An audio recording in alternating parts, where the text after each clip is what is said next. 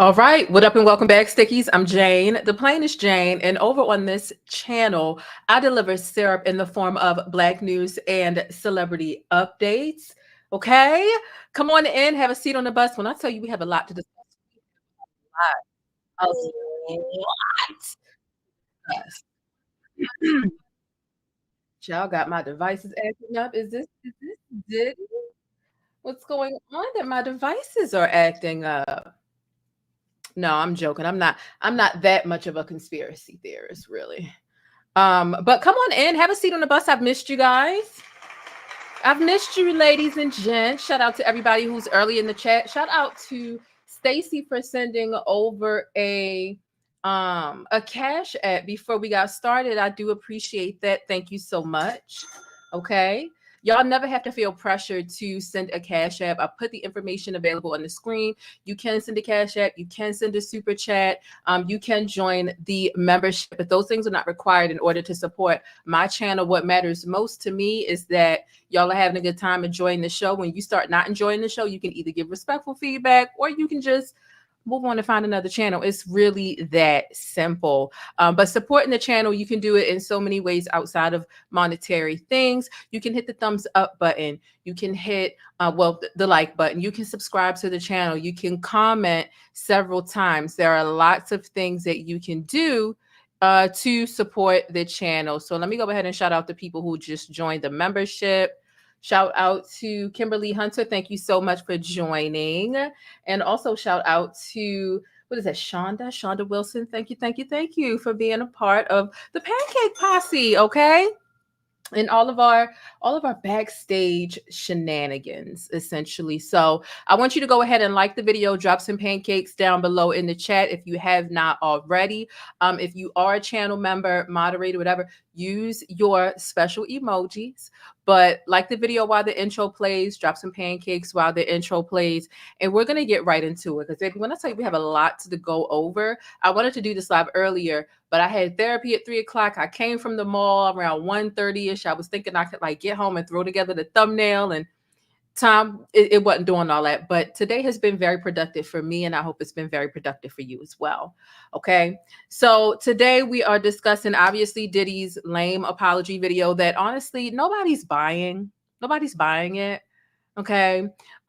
Cassie's attorney kind of tugged on his wig a little bit, dragged him, spoke out.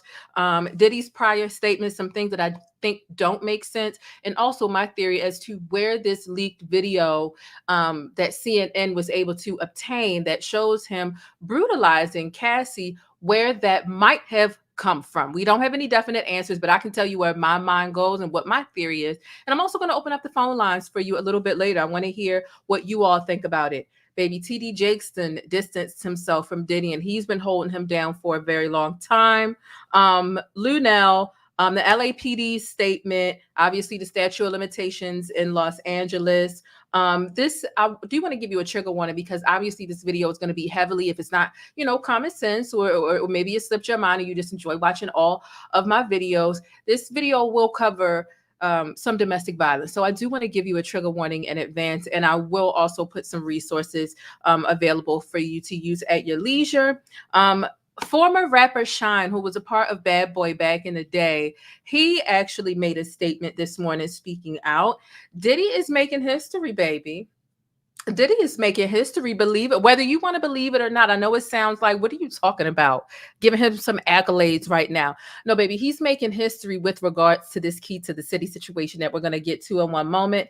And somehow Mary J. Blige and Little Kim are being dragged into this as well. So I'm going to go ahead and play the intro. Shout out to, what is this? Haka? Yasharana? Yash Aria. Child, I know I butchered that, but you've been a member for 12 months, and thank you so much for being here. I definitely appreciate that. All right, so without further ado, let's go ahead and get into the intro so that, baby, I can run down all of these details because it is a lot. Buckle your seatbelts. Let's get ready for takeoff, Stickies. thePLAINESTjane. This is one of my favorite comments here. She says, I loves me some black, and she said loves me some black news. She says, is it just me, or does anyone else get tired of seeing people that don't look like them delivering info about them day in and day out?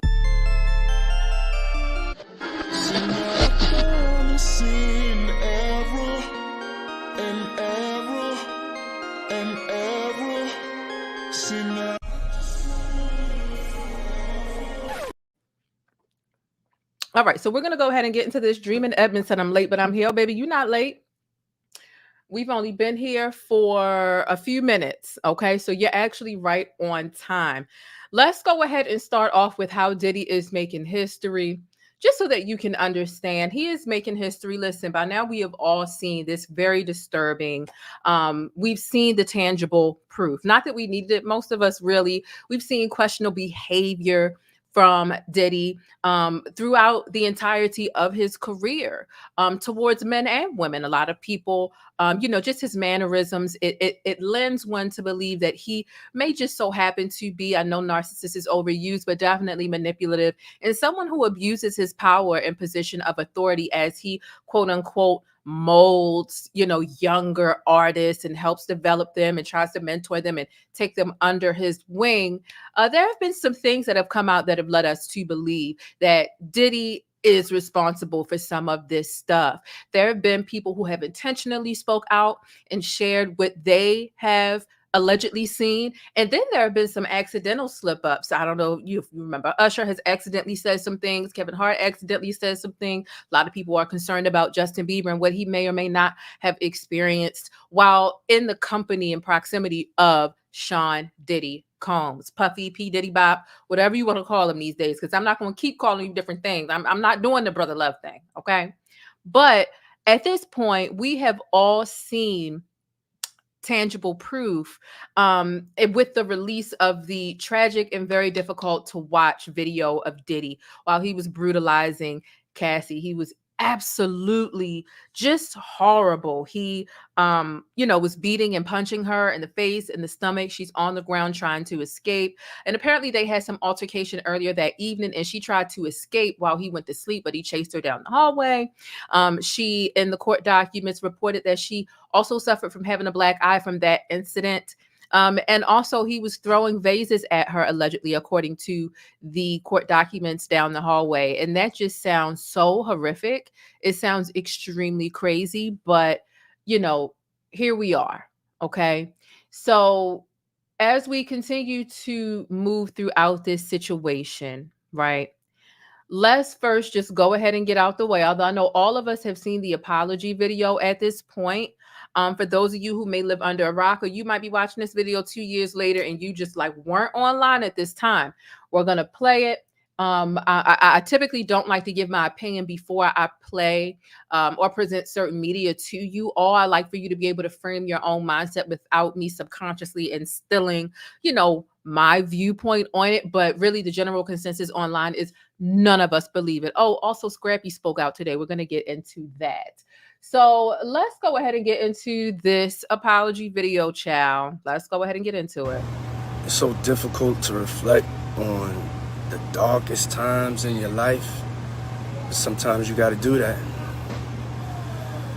I was fucked up. I hit rock bottom, but I make no excuses.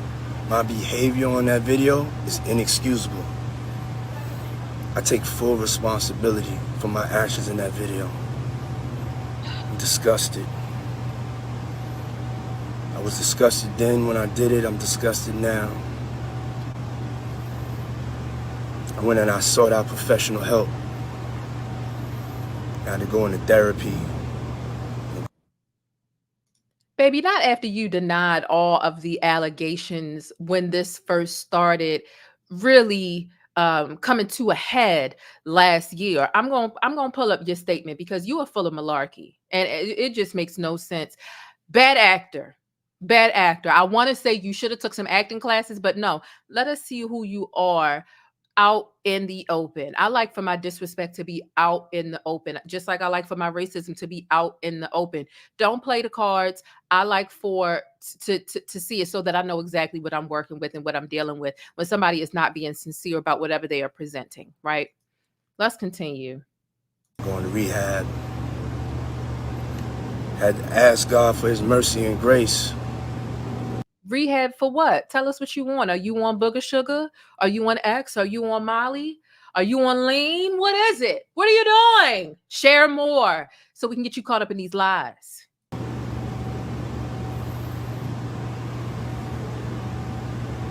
I'm so sorry. But I'm committed to be a better man each and every day. No, you ain't. I'm not asking for forgiveness.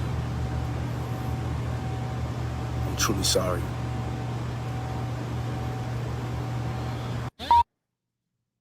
Child, have you ever been with a man and he was just so committed to being disrespectful to you, and then when you finally reach your wits end and they see that you're serious about leaving them this time for real, they bring out the waterworks and none of that was present throughout all of the disrespect?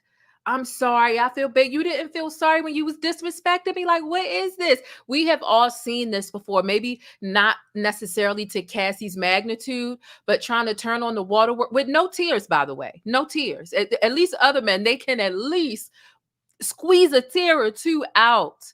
We don't believe you. You need more people. And it doesn't really matter how many people you get, how many rape apologists you get, and how many abuse apologists you get on your side. We don't believe you, P. Diddy Bop. Okay? So we've got over 200 people here. Please make sure you share the video, share it via text message, your group chat, Twitter, Facebook, Instagram, however it is that you share videos. Please be sure to share. That is another way you can support. So that was that apology. So let's see. I want to get into, we're going to kind of, not that we're going to be all over the place, but there is so many things connected to this web of a story that this is going to be an extensive breakdown. Okay. So in the midst of this, he releases this apology video. He's out, seen frolicking around Miami, appearing to visibly not have a care in the world, to be quite honest. So that's really interesting. Sean, that's something, isn't it? Okay. Let's get into the key of the city. Okay. If you don't already know, Sean was awarded the key to New York City last year on September 15th. Very intentional, very specific day for Sean, September 15th last year. Sean hadn't came out with a studio album in 17 years. So he dropped a studio album after a 17-year gap, and he released that album on September 15th. And he was awarded the key to the city. And you can see this photo that I've placed here for your convenience of the day that he got the key to the city, right? So let's get into just how he's making history. Now, LL Cool J, Fabulous, Nicki Minaj, there have been several people who have gotten the key to the city in the past. But one thing that has never happened is New York City has never rescinded or revoked a key to the city. Now, Diddy had to step down from all of his companies, Result, DeLeon Tequila, just everything, the record labels, because his name is tarnished. It's just mooch now. It really is. And so now everyone is distancing themselves, even TD Jakes, even though TD Jakes appeared to kind of have his back throughout this until we found undeniable proof from 2016, right? And so Mayor Eric Adams of New York is saying that this might be, they're considering it, but if they do rescind it, this will be the first time ever, making history in a not so positive way, that the key to the city would be rescinded or revoked. So let's go ahead and take a look at this news clip that I went ahead and prepared for you all. You've been very outspoken about breaking the cycle of domestic violence in New York City. And given everything that's developed over the weekend with P. Diddy, what are you thinking about possibly rescinding the honor that you gave him last year when you presented him with the key to the city? I think all of us were deeply disturbed by watching that chilling video of the young lady being assaulted by him and the committee and the team. We've never rescinded a key before, but we are now sitting down to see what the next steps forward are going to be. So you are considering it? We are taking everything under analysis, and the team will come back with me with a final determination. All right. Okay. He's got to get his public speaking under control because, baby, all the stutters, the stutter.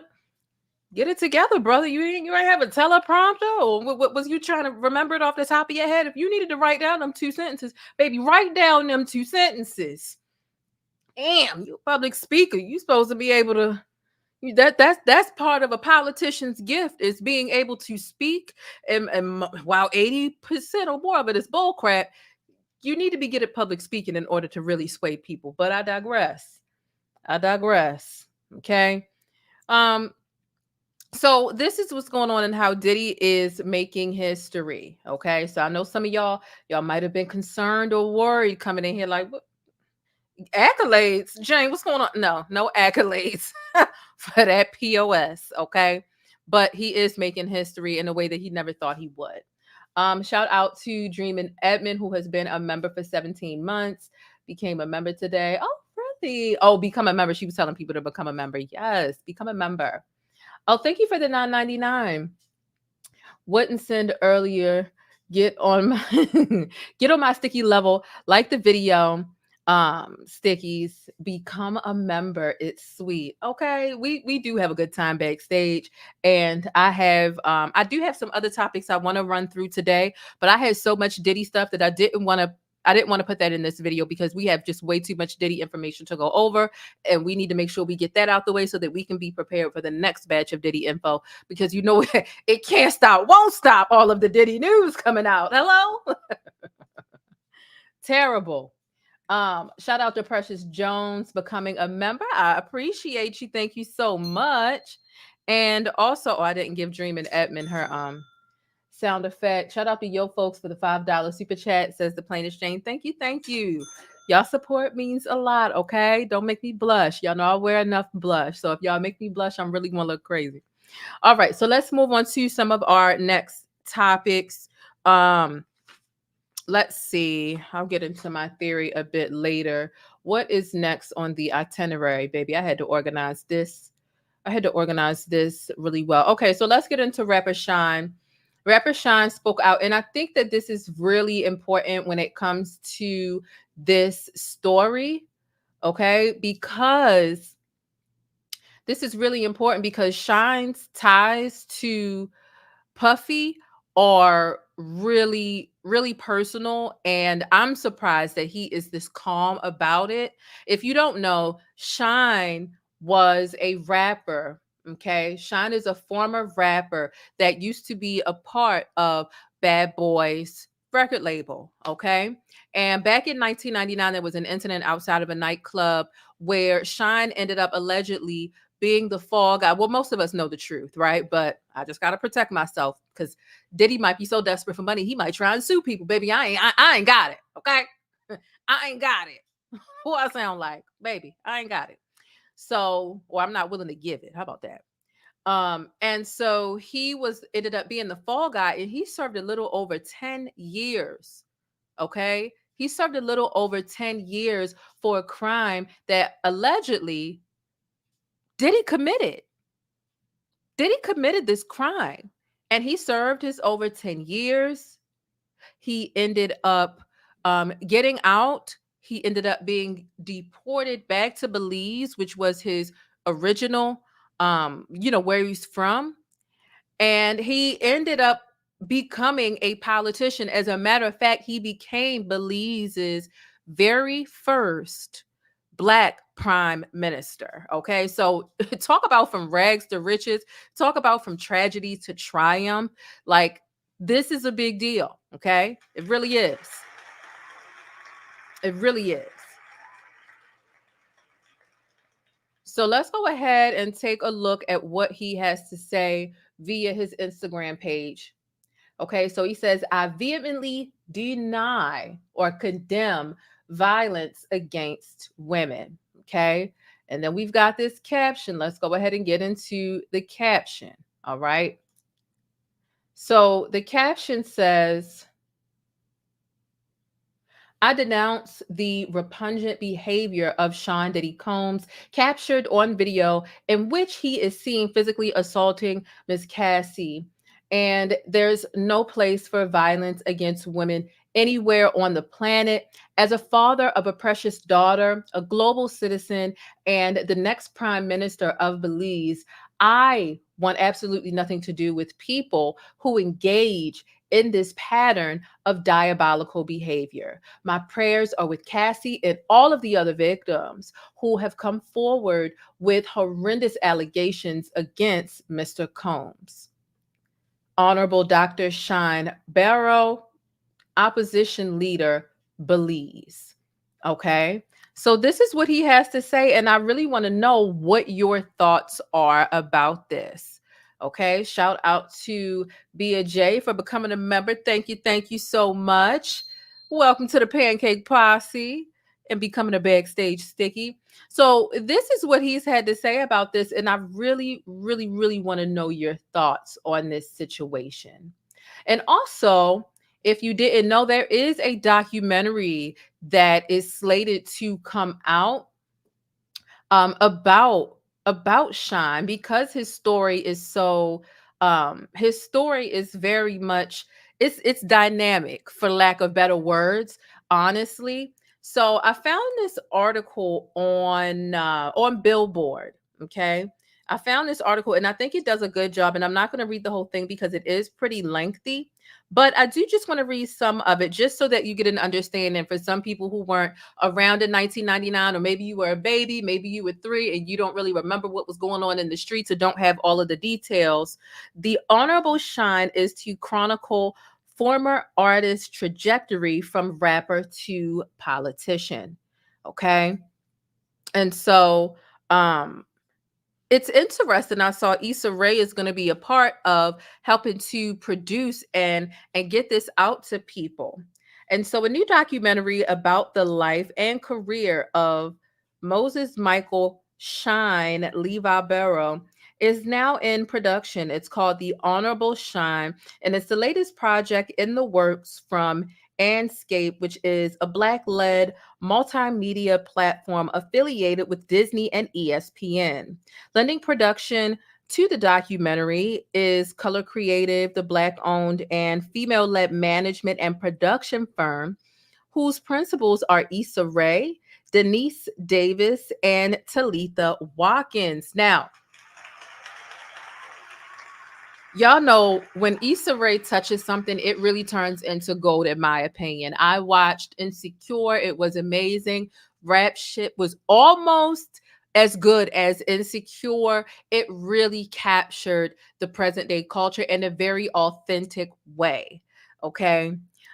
So also in an exclusive statement to Billboard about the upcoming documentary, Shyne shared, quote, immigrating from Belize to Brooklyn as a child, left to survive and thrive in the concrete jungle of New York, hip hop had a massive influence on my life, giving me this space and community to explore my creativity and amplify the voice of my pain and my purpose. The difficult decisions of my life have shaped me into the person that I am today, steadfast in my desire to build a better life for the people of Belize and humanity. By bringing my story to audiences, I hope to inspire them to find the indomitable spirit within, so that they can overcome all adventures and be the best version of themselves. positively impacting their part of humanity with their unique footprint, as I have done through music, faith, and public service. And so this is going to be, I think, really good. And I think people, a lot of times, like, how many people have read the book, The Color Purple, versus how many people have seen the movie, right? Like, we can relate to a movie. I don't want to say that, right? Because some people are bookworms. My vision is going kind of bad, so I can't be the bookworm that I typically am, because I need to get glasses or contacts or something.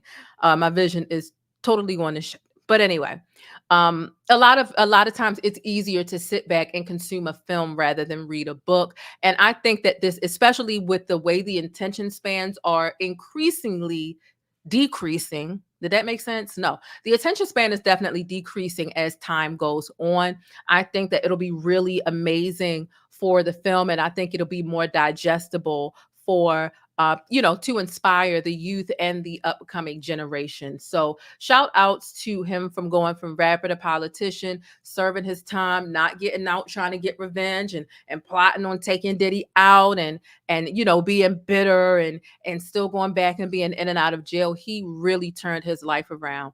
And that is extremely commendable. It's extremely commendable. So I definitely wanted to share that with you all.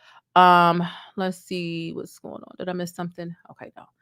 All right. So moving on to our next batch of things. Sometimes I like audiobooks. Yes, I do the audiobooks as well, because we only have 24 hours in a day. And baby, when I tell you I be trying to do everything, I be trying to do everything. See, my dryer just stopped because I'm washing clothes. It's a lot going on. A lot going on. So let's get into our next piece of subject matter for pertaining to Diddy and all of his mess. Baby, Scrappy decided to enter the chat and say something. And it's just real interesting seeing these men pop up out of nowhere, and now they have smoke for what is happening. It's very interesting. These are some of the same guys that said, "Oh, y'all weren't there. We need proof." Da da da da da. And now all of a sudden they rah. Scrappy acting like he want to put the paws on somebody. Scrappy literally named himself very appropriately, in my opinion. If you remember in the series Scooby-Doo, you had Scooby-Doo, who was a regular size, medium to large dog, and Scrappy was this little teeny little puppy. I was about to say midget, but little person type of puppy, right? And was just always ready to fight, but he can't do no damage. Let's listen to what Scrappy got to say and then go on about our business, baby. I had to skip over Kelly Price, because Kelly Price went missing and came back with a whole bunch of BS, baby. I don't have time to get into Kelly Price, but I will get into Luenell. All right, let's go. Just straight up, I'll take the fade with cuz. I don't care about no apology and all that. He'll take the fade with Diddy because now he's triggered. Because all right, you know what I'm saying? Because it's one for a woman to the dog shit out you and you say, "Oh, I lost my mind," and we could kind of look at it like, "Oh yeah, cuz got the two-piece that failed. He kind of lost it." But nah, cuz the way he did, shorty, that was foul, man. That was some real shit, and you can tell he was doing that shit for a long time, because she was frantic. You know what I'm saying? So I don't be on that shit. Got my mother daughters, and not about my daughters, every last one of them, and my sisters. So off with that shit, man. Y'all go to them other mother pages that was cool with them, that y'all seen around and that knew that. You feel what I'm saying? Get out my mother page with that shit, man. You know what I'm saying? Go to somebody else pay with that shit. Diddy walk past me right now and take the fade with it. Just cuz. Just straight up, I'll take the fade with cuz. I don't care about no apology and all that. You know what I'm saying? Because it's one for a woman to the dog shit out you and you say, "Oh, I lost my mind," and we could kind of look at it like, "Oh yeah, cuz got the two-piece that failed. He kind of lost it." But nah, cuz the way he did, shorty, that was foul, man. That was some real shit, and you can tell he was doing that shit for a long time, because she was frantic. You know what I'm saying? So I don't be on that shit. Got my mother daughters, and not about my daughters, every last one of them, and my sisters. So off with that shit, my nigga. Okay. Y'all go trying to on purpose bring it down. You ain't even got no proof. I ain't never said no shit like that. Never. So go find that shit. All y'all blogs, go find it. I'll sit right here. And if y'all find some shit, I apologize. But I guarantee you ain't gonna find no shit while I'm saying Cassie was lying. Is that her name, Cassie? Cassie? You know what I'm saying? I ain't gonna never say no shit like that. Now I'm trying to on purpose bring it down. You ain't even got no proof. I ain't never said no shit like that. Never. So go find that shit. All y'all blogs, go find it. I'll sit right here. And if y'all find some shit, I apologize. But I guarantee you ain't gonna find no shit while I'm saying Cassie was lying. Is that her name, Cassie? Scrappy, why are you yelling at us, baby? Baby, what did we do? Diddy is the violent one. Why are you yelling at us? All right. If you didn't say nothing, you ain't say nothing. Calm down. You didn't even know Cassie's name. That's how not invested you are in this. That's how much you've skipped over this story that literally has 3 different headlines coming out a day about it. The fact that this has been going on since October, November of last year, and you have to intentionally be skipping over this stuff. The thing about Scrappy is he be on them blogs. He be on them blogs because he's either trying to get there or he think it's BS when he's there, or Bambi's always there, or Mama D is there, his mother, and or Erica, because he's back up her ass right now. So you mean to tell me you skipped over this story so much that you can't even remember Cassie's name? I believe that this is truly some Scrappy do rah-rah. And I don't really think that you bout it. Now all of a sudden you ready to... All right. You know what I'm saying? Ciao. Okay. Bye, Scrappy. Because you got all that mouth, but you ain't finna do nothing. Did he pop up in your face today? What's going on? What's going on? Okay. What's really happening? All right. So Slim Thug's comments were very disgusting in my opinion. But they always have been, about this case. I just think y'all, okay, now we got a video. Okay, he did it, but y'all don't need to be suing. Y'all don't need no money. Just get justice. No, I'm going to make him suffer. Because sometimes they just get a slap on the wrist, and sometimes they just get 5 years probation or something that truly doesn't make any sense. You need to have more consequences. Just because you have buku money for lawyers that can get you off, or your attorney, or you have judges in your pocket, you need to be suffering in multiple ways. You need to be humiliated. You're lucky you're not being stoned and castrated, to be completely honest with you, because that is what rapists and that is what pedophiles deserve. That is the treatment that they deserve. Out of all the freaks out here in the world, you taking it from somebody, or you beating and abusing somebody, and it's an unfair advantage because you're a man and this is a woman, it's ridiculous. Y'all need to suffer. And Slim Thug is trash. Period. I said what I said. Hey, Cash BKNY. So that's that. All right. Now let's go ahead and get into the statement. Has everybody taken a moment to hit the thumbs up button? It's really important. Share the video, hit thumbs up, something. Okay. Support the stream. It is completely free to support the channel. Don't feel like you have to send a cash app. You don't have to. If you have it to give a couple bucks. If not, just hit the like button, subscribe to the channel. All right. Now, here's a statement from the LAPD, or the Los Angeles County District Attorney's Office, should I say. And they have this to say about it, essentially, that there is no criminal case being pursued pertaining to the 2016 footage that took place at the Continental Hotel, because it's past the statute of limitations, according to them, unfortunately. But they did state in this statement that they are, shocked and disturbed, and they don't approve of this sort of behavior. I think that really sucks.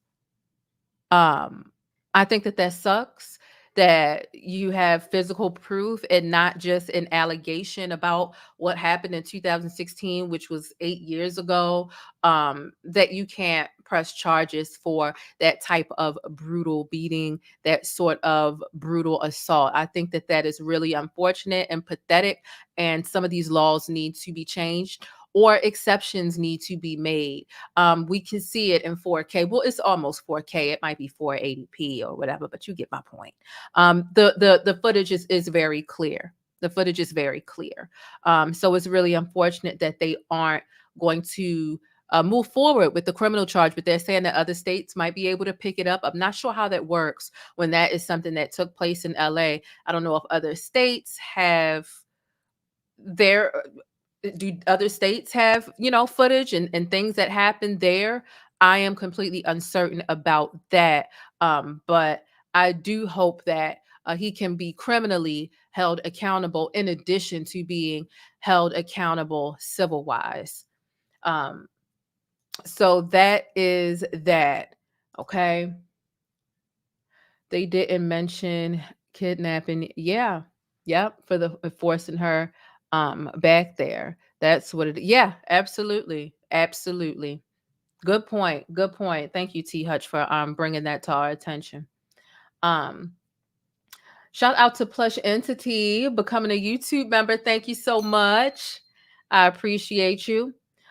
We have a super chat from Takashi Mandela. I haven't seen you in a while. Thank you for the $4.99. It says, I am beyond disgusted. I grew up on this sick man. All of my 90s memories are ruined. To the ladies, we love you. Screw this abuse. Yeah, I absolutely agree. It sucks when it sucks when you have really been rocking with somebody, enjoying whatever it is that they create. And music is something that really has a long-lasting influence on you.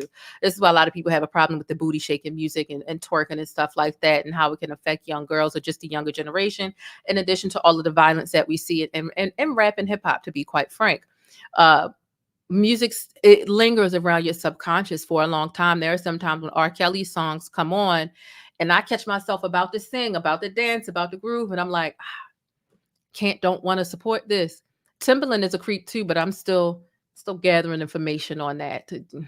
So it be these musical moguls, these musical geniuses that really are just not there all the way.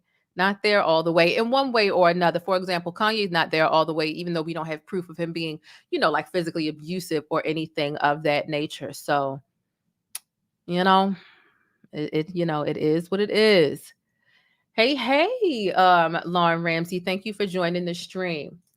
Okay, let's see. What is the next thing that we're getting into? Okay, so I want to go back to just pointing out some of, hey, Light Visions. I want to go back to pointing out some of the blatant inconsistencies. I mean, I wasn't even finished listening to the apology video when I immediately remembered things that he said that completely contradict what he was saying in the apology video. So let's go ahead and play that one more time. And then we're going to get into this statement that he released towards the end of last year. It's so difficult to reflect on the darkest times in your life. But sometimes you got to do that. I was fucked up. I mean, I hit rock bottom. When did you realize you was effed up? I'm just curious to know, because the statement you released on December 6th said the total opposite. So when did you realize you were effed up? And when did you get help? Because by help, it seemed like all you did was get attorneys. I got professional help. You got professional attorneys, and even they can't get you out this pickle, because here they are advising you to come out with this video in a sad, lame, lackluster PR stunt attempt to garner sympathy and fall on the sword and admit that you were wrong and that you've, been in rehab and gotten deep therapy and counseling, but it didn't work. So I don't even know what type of attorneys you got that you made this video. And did they review it and say, this is not believable? Let's do a take 2, take 3. Like, I know YouTubers that do effed up mess and have apology videos better than this. This video it irritates me. It irritates me. But I make no excuses. My behavior on that video is inexcusable. I take full responsibility for my actions in that video. I'm disgusted. I was disgusted then when I did it. I'm disgusted now. I went and I sought out professional help. I had to go into therapy, and go into rehab. Had to ask God for his mercy and grace.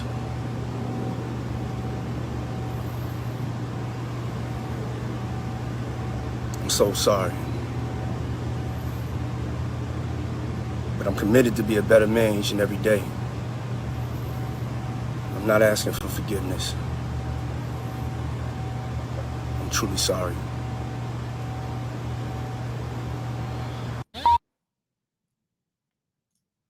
Baby, if you buying it, if you are buying this right here, I got a bridge to sell you. I have a bridge to sell you. And Diddy, guess what? Guess what? They are still considering taking your key to the city. They're still considering that. I don't know why you trying to save face really just makes it worse. It makes it worse. I really do think that they are really going to take your key to the city, because this story somehow feels bigger than R. Kelly's story to me. Even though we don't have the long line of abusers and things, this story has been in the media. We've got headline. I thought I was finished preparing for this story at 12. 2 more stories came out. I had to add on to this. It's bizarre. It's bizarre. So when it comes to that key to the city, I truly think and I truly hope that they take it. I hope that. Oh, she's taking it. I really hope that they're taking it, that they're taking that goddamn key and kicking you out that city. And I hope you don't take your ass to Belize or I'm sorry, Bali, where Russell Simmons is, so that they can't extradite your ass, because that's also another very obviously guilty looking move.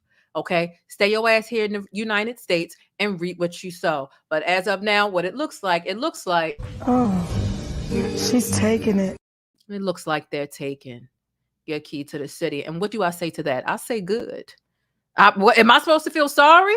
Am I supposed to feel sorry? Huh. I'm supposed to feel sorry for that bitch. I don't. I don't. Okay. So moving on to your statement that made absolutely no sense at all. Okay. At all. It looks like he's already in Bali. You know, it's interesting. I saw those thoughts online yesterday. I saw those thoughts, but then I also saw the story come out that said that he was spotted yesterday in Miami. So if now TMZ has a pretty good, I know that they're salacious. They're like the modern day National Enquirer, but they do have a pretty good track record for accuracy, despite how messy and how ruthless they can be with the invasion of privacy and some of the salacious stories that they put out. So it'll be interesting. But I did see that people were kind of analyzing his background in that lame apology video and saying that it looks like that's where he is. So we don't know. Only time will tell where we will see him popping up, appearing to be unbothered next. Now let's get into this. And I just want to point out some of the things he said in his statement. Now I've made it a point to get you this entire screenshot just so that you can see that this was December 6th, 2023. Okay. So let me zoom in a little bit just so y'all can see this. So yes, this is from December 6th, 2023. So just a few months ago. And he said, enough is enough. For the last couple of weeks, I've sat silently and watched people try to assassinate my character, destroy my reputation and my legacy. Sickening allegations have been made against me by individuals looking for a quick payday. Now, who were you talking about, Sean?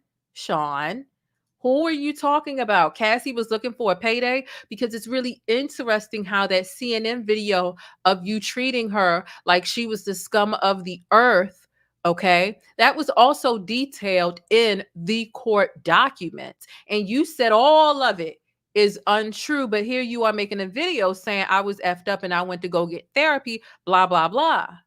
Well, which is it? And then you got a nerve to still have this post up. And thank you for that. Like I said, I like for the disrespect, the stupidity, you know, the lack in consistency with the lies. I like for that to be overt and out in the open. And I thank you for being so sloppy. And I thank you for leaving the comments on, because I got a good chuckle in your comment section today. Them people eating you up. And it seems like you don't care. But I'm pretty sure you ain't logging and looking, because it's just too much to bear, knowing that everybody talking to you and talking about you this way. Everybody hates you. Everybody hates Sean. So he says, let me be absolutely clear. I did not do any of the awful things being alleged. I will fight for my name, my family, and for the truth. Sean Diddy Combs. Interesting how you did a complete and absolute 360. You went from I didn't do any of this to I did some of it. I was effed up. I went to rehab. I went to therapy. I'm praying for God's mercy. I ain't asking for y'all's forgiveness, but I'm sorry. Don't be sorry, baby. Don't be sorry.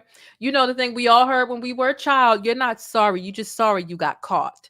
And that's exactly what it is. That's just what it is. Nasty son of a, I just, oh.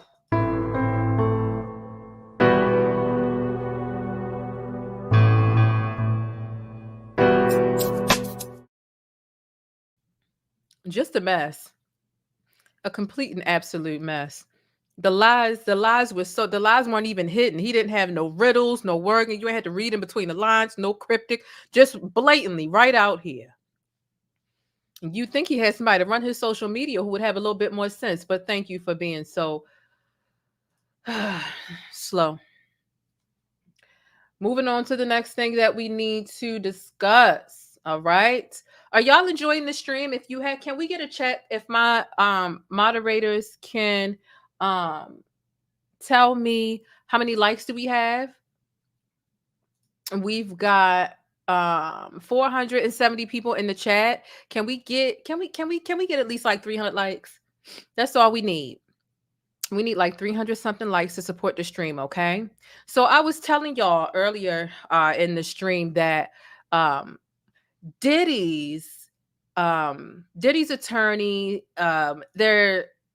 I'm not sure what type of time they on, but Cassie's attorney has came out and made a statement based on this apology that Diddy's attorney somehow allowed him to release. Craziness. Okay. And I want to get into that statement because they kind of dragged a little bit. They definitely, they dragged them. Okay. So let's go ahead and read what Cassie's attorney had to say. Like I said, I'm giving you everything from beginning to end pertaining to this story and the things that have kind of transpired over the last week and kind of matching them up with some contradictions from prior. So Cassie's attorney said, Diddy's most recent statement is more about himself than the many people he has hurt. Okay. And when Cassie and other multiple women came forward, he denied everything and suggested that his victims were looking for a payday and that he was only compelled to apologize once his repeated denials were proven false. And it shows his pathetic desperation, and no one will be swayed by his disingenuous words. And that is the truth. That was the first thing I thought. Well, I was soaking in the tub like Rev Run when it came across my phone. I saw it, probably it was like 13. He had just posted it 13 minutes ago. And I saw it and I'm like, you just apologizing because we see it now, because you've been denying it before, posting videos like you really thought you were above the law because you've been getting away with this for the better of 2 decades. No different than R. Kelly. No different than R. Kelly. He really needs to pay for his actions. And I hope more people come out and speak up about this. Now, I do want to get into the fact that Lil Kim and Mary J. Blige have been dragged into this. And the question that I ask you, especially before I open the phone lines, anybody that calls in, I definitely want you to answer this question, but you can also just tell me your thoughts about anything else pertaining to this case. So actually, you know what? Let me just pull up the image.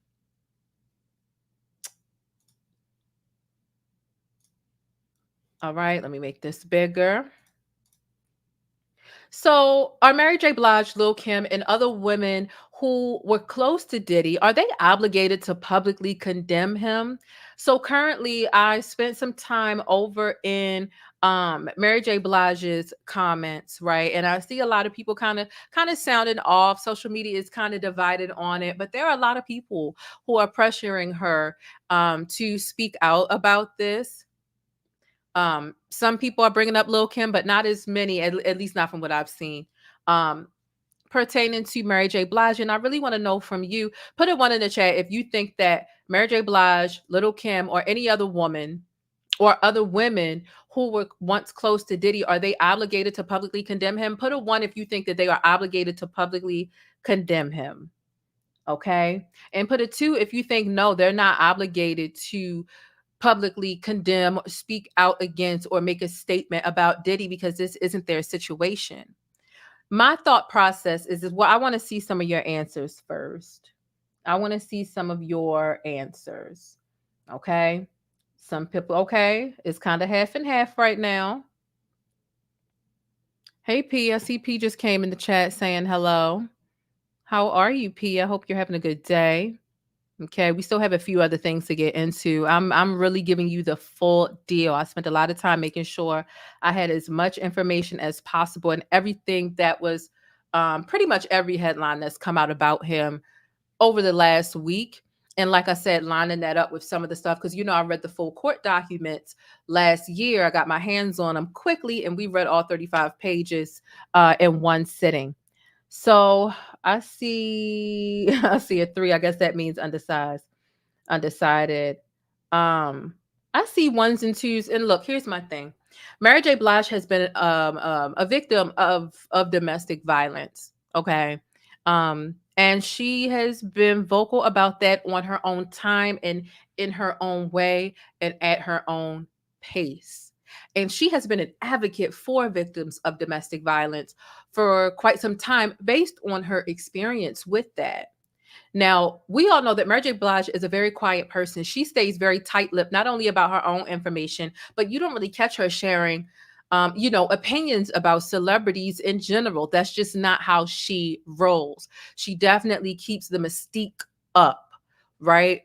And I can only imagine, right? Because there were a lot of people who simply watching the video on CNN of the brutal attack, a lot of people were triggered by that if they have ever experienced domestic violence. So put a 1 in the chat if you think Mary J. Blige, Lil Kim, and other women who were once close to P. Diddy, or maybe still are close to P. Diddy, if they have a responsibility or an obligation to condemn and speak out against P. Diddy, and put a 2 in the chat if you think no, they don't. My thing is there were so many people who were triggered by the video. I think even on the video, there was a trigger warning. If you have experienced something like that, it can be very triggering to watch that and experience that again. I'm pretty sure Mary J. Blige has seen it, but to force her to be someone to assist with condemning Diddy as if we don't have a plethora, a million people already speaking out against Diddy. I think it's a really unfair pressure. We don't know how Mary J. Blige, how she maintains her sanity with her rough past growing up, adulthood, the DV. It could trigger her to make a statement. She may or may not want to attach a statement like that to her brand. We don't really see her hugged up with Diddy anymore. Not too often.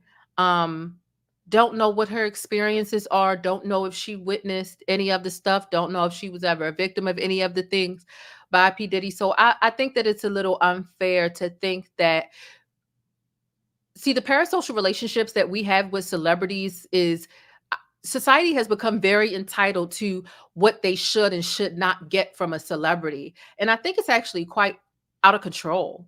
I think it's quite out of control. People feel like, okay, if I come up for a picture, why can't you give me a picture? Why not? You're a celebrity. You should give me, oh, you were friends with Diddy. You need to make a statement. Why not? And I just don't agree. Everybody doesn't have to speak out about everything. Everybody might not feel comfortable about speaking out about everything. And some people may just be trying to guard their mental peace and their mental health by not commenting on certain things that they may or may not have experienced themselves at the hands of somebody else. So me personally, right? Y'all know, Stickies, you're not always going to agree with everything I say. We're going to come across difference of opinions sometimes. But because I've seen several ones in the chat, I don't think that it's fair to put that type of pressure, because here's the thing. When people truly are passionate about wanting to speak out, they speak out in a natural way and it's organic. When you apply that pressure, people may or may not know what to say. Their heart isn't really into making that statement. And then you end up seeing some sort of advocacy that looks kind of crazy, weird, feels kind of off-putting, because it's not something that they wanted to do anyway. They felt pressured because they've got 80 gazillion comments telling them to do this. So I think, especially when it comes to something as serious as advocacy for stopping domestic violence, whether it be man versus woman or woman versus man, I think that we need to be really careful trying to force people to be advocates, because if you're forcing someone to be an advocate for something, you typically aren't going to get genuine, true, heartfelt, passionate, and advocacy that is really placed correctly. That's just my thought about it. That's just my thought. Okay. And if people realize they can pressure you to make a statement about one thing, people will begin trying to pressure you about everything else. How many things can the public pressure you to do without you? No is a complete sentence. No is a complete sentence for celebrities, for you, everybody under the sound of my voice. No is a complete sentence. You don't have to explain yourself to people who are trying to force you to do something that you're uncomfortable with doing. And so we don't know how this may trigger her either. So, that's just how I feel about it,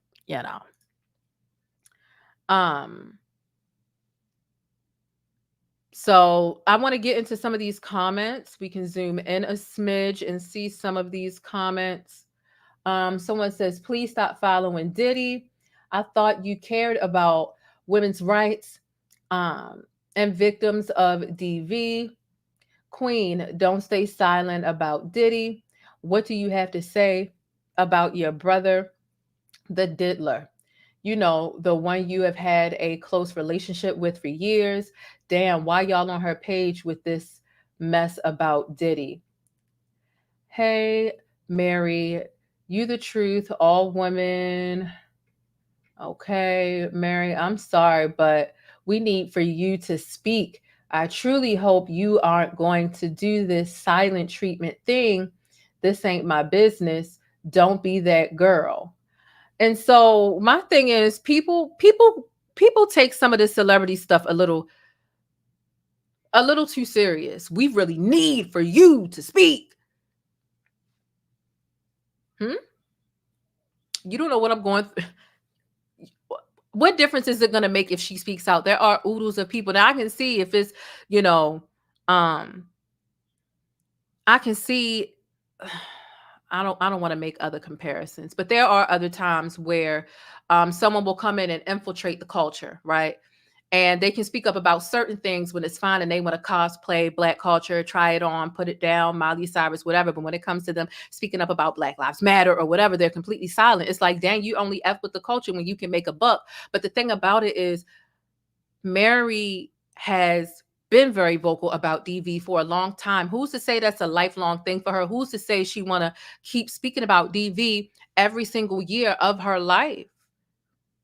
Who's to say? You know, is she really fit? Is she in the place where she can handle that? I have been pressured to do or say things about certain situations, and looking back on it, I wasn't the right person for it. I wasn't in the right headspace for it. So I just kind of feel like, why are we trying to force her as if we don't already have? Every YouTuber on this platform, every blog that exists, every media website in existence, black, white, urban, whatever, even other countries condemning Diddy, and we're going and picking out certain people and saying, I need you to speak. What difference is that going to make in your life? This is a parasocial relationship, and you need to touch grass and get back into reality. You really do. Because sometimes people pressuring you to do things, it can put you into a negative headspace if you're more so worried about caving in for them rather than how this is going to affect you or regress whatever progress or ruin whatever peace it was that you were experiencing in your life. There are professional people that are professional advocates for DV, and they know what to say and they know what to do. And that is what they wake up and live and breathe and want to do every day of their life. Why not let them do it? They're trained. They can handle it.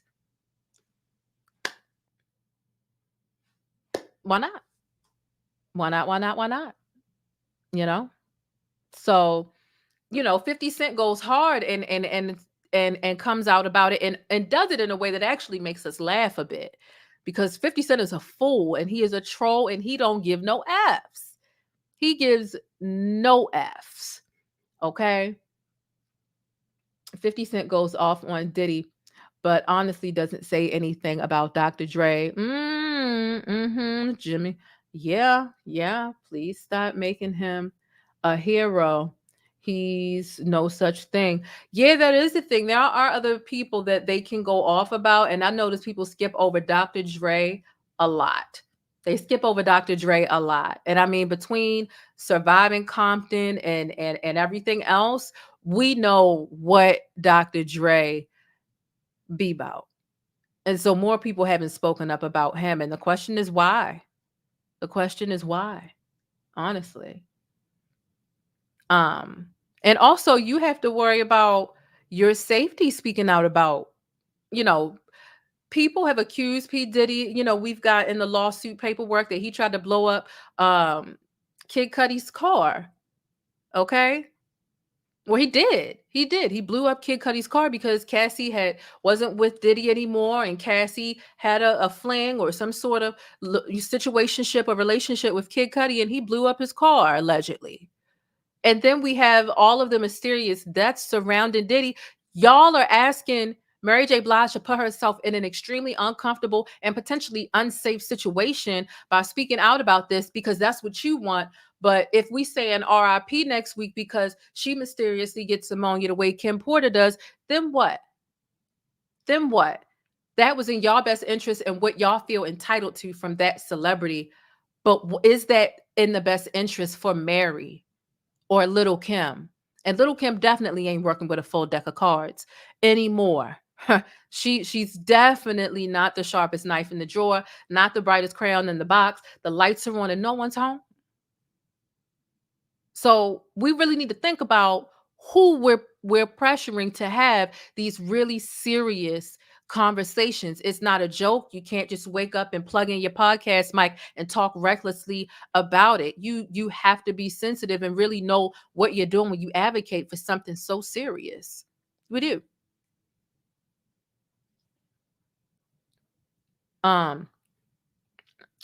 Somebody said Kid Cudi confirmed it. Oh yeah, I know, but I got to say allegedly to protect the channel, Tile. So that's that. Now let's get into Mr. Swallowed Up and the way he distanced himself in a very subliminal way, but it was very clear who it was about, what it was about, and it's very clear that he felt some pressure and he felt the need to protect his brand in one way or another. And he claims it was his daughter who tapped him on the shoulder to get him to speak up about this during a sermon yesterday. which was Sunday, I believe is when it was. Yeah, because it's been this weekend. So let's take a listen to TD Jakes and hear what he has to say about it. That came in over social media that I happened just to see as I was coming to church. And the woman said to me, would you please pray for women who are living in danger in their own house?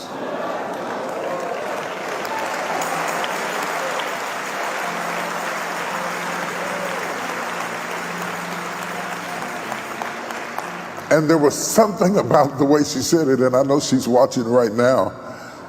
There was something about the way she said it. It was a cry for help. And I realized something when I read what she said. As a father and as a husband and as a son and a mama's boy at that, when I saw the images that have been floating all over the news all week, it became difficult to watch. The atrocious, degrading, demeaning, debauchery. I know who it was, but I saw my daughters. As a man, I saw my daughters, and it made me angry. It made me angry. And I thought, if it affected me like that as a man, how much more is that image a trigger for women who have been through that, who are currently going through that, who are in the middle of that, who feel trapped in situations where you are being physically and emotionally and verbally abused. And it is possible to feel trapped and have a key to the door and still feel trapped in a situation you can't get out of. And it has, domestic violence has no particular color, age, or face. It can be sitting beside you today. You can be churched, you can be unchurched, you can be educated, you can be rich, you can be poor. But let me tell you something before we pray. And it's not always the man.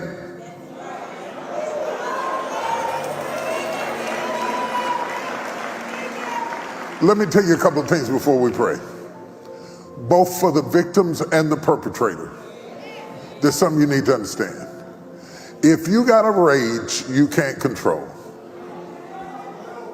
if you have an emotional problem, a mental health issue where you're bipolar, and your kids get scared when they hear your car coming home, you gotta get some help, dude. You gotta get some help. You gotta come out of denial and get some help. So what are your thoughts on that? Do you think this was genuine? Do you think this was him just trying to slap some CYA on it, some cover your and protect his brand? Do you think this was genuine? The thing about it is he was telling the truth, right? But I don't think it. He could have been. He was at these parties. He could have been said something, and he chose not to. He wanted to continue to roll with the powerful and the elites. And now that it's just getting a little too messy to have blind loyalty towards him, now he's coming out and denouncing Diddy and separating himself from Diddy. So it's really interesting to me, but it's not surprising. It's not surprising at all. Someone just brought up a really good point. I do remember this. I can't remember what video I did where I used this clip, but someone asked in the chat, do you remember the clip of Mary J. Blige on 106 in Park after Aaliyah passed away? And I absolutely do remember that. I do remember that it was as if Mary J. Blige knew something and she knew she couldn't really speak out about it. Why? Maybe it would place her in danger. In addition to ruining her career, maybe she feared for her life as well. Hell, who am I to tell on the person who either did or orchestrated the untimely death of Aaliyah? Well, if I speak up, I'm going to be next in the casket, right? This is the way that abuse of power and fear mongering works when you have people who are in positions of power, people who are mentoring you, people who are getting some of your royalties and controlling the moves when it pertains to your career. And by the time you realize that this person is this dirty and is so funny style, it's too late. You're already too deep into it. How can you step away? You signed a contract for the next 10 years to produce, 6 or more albums. You can't just step away. And it would make it would be like shooting yourself in the foot to do a campaign speaking out against him, because not only is your career in jeopardy, your life is in jeopardy. So what I want to do is I want to show you this. I was able to pull it up really quickly. And we're going to watch Mary J. Blige speak on and really just read her body language and tell me what you think. And tell me what you think. Okay. All right, let's go ahead and play it. My crew, we put, the style she gave everybody ribbons and this I don't even know what to say. I just know that was a murder. You know what I'm saying? That was a spiritual murder, whether people know it or not, because God don't kill people.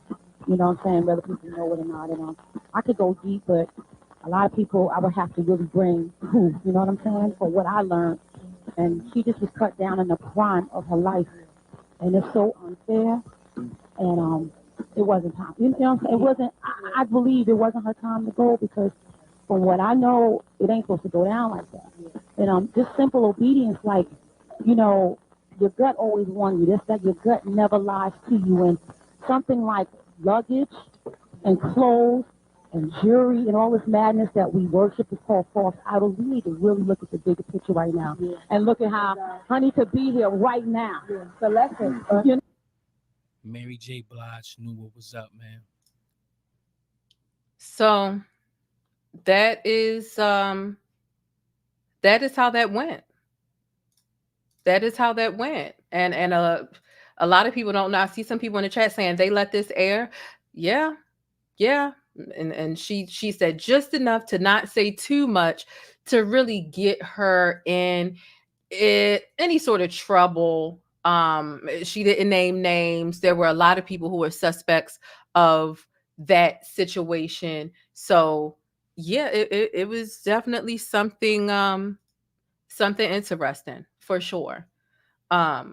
So yeah, Mary J. Blige, she moves in a certain way, I believe, for a reason. I believe she moves in a way for a reason. She knows a lot and she's protecting herself. And that's what you're supposed to do. I'll be damned if I put my life in danger to satisfy some people in the comment section that want me to say what they're already thinking. That he's trash. This is unacceptable. I don't condone this. These are the things you're already thinking. So you want to be in an echo chamber and want somebody to put their life in danger for that. I just don't, it just doesn't make sense. It just doesn't make sense. And Mary knows very well what she's doing and staying safe. And I wish her nothing but the best as she continues to live her life. And I wish her happiness, because Mary really has had it rough. She really has. So that was that. We got into TD Jakes. Whew, we are getting into it. It's been an hour and 13 minutes. Let's see what else we have. Okay, what I wanted to do is I wanted to make sure that you all had access, because we are talking a lot about DV, domestic violence. And a lot of times as a person who survived a domestic violence situation, it was extremely intense. He lived with me at the time. And I had no clue how to get out. I tried to leave that situation well over 7 times. So I know what it's like. I know the fear of actually being in your own home. and having a key and still feeling completely stuck when they know everything about you. They know where you work. They know your schedule. Of course, they know what kind of car you drive. You know, they're flattening tires when they don't get their own way. They're writing things on your door. They're popping up at your job. It feels very inescapable. What can I do? Like, get up and move to another state? Everything I know is here. My family is here. So if you or someone you know is feeling like or is dealing with a situation that is inescapable and they don't have assistance or help, there is help available. You can call the National Domestic Violence Hotline at 800-799-7233. You can also text 88788 to the number. And again, that phone number is 800-799-7233. And once again, you can text 88788 if you feel like you can't talk or you need to be quiet. You know how those situations go. If you're in a domestic violence situation, you're typically around somebody who is controlling, is manipulative, and obviously someone who is violent and or abusive in one way or another. So I did want to make that information available to you all. Okay. Now, moving into the next thing that I wanted to get into here, this very interesting post, interesting and ironic, is a Diddy post. So let me make this bigger on the screen. Okay. And let me go ahead and get this bigger on the screen. This man posted on, what was the date? This man posted, and mind you, I liked it just because I need to be able to see anytime Diddy posts something so that I can report on it. So it's not that I like his behavior, because baby, I don't. I just want to be informed as soon as possible when something breaks on or about him. What was the date on this? 6 days ago. Time tells truth. This aged pretty magnificently, didn't it? Didn't this age? Didn't this age well? Talking about the truth. Time tells truth. Well, yeah, time absolutely tells truth. And now here we are, and the truth with the tangible evidence of what you did to Cassie in that hotel. The truth came out. The truth came out. So if you are playing with DV and violence and in this capacity, and you're lying and trying to gaslight your followers, what else are you lying about? You don't got no real relationship with God, for real. I don't believe it. I don't believe the Brotha Love thing and you suddenly trying to turn things around. I don't believe any of it.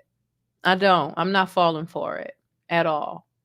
So I also want to get into what Luenell had to say. Luenell has said something really interesting that I didn't think of, but it actually, honestly, it makes sense. It really does make sense.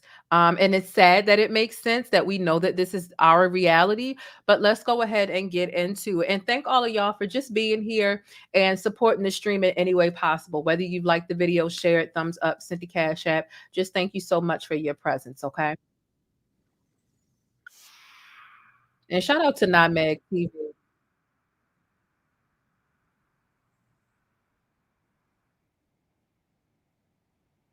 Come on now, where's the meat and gravy?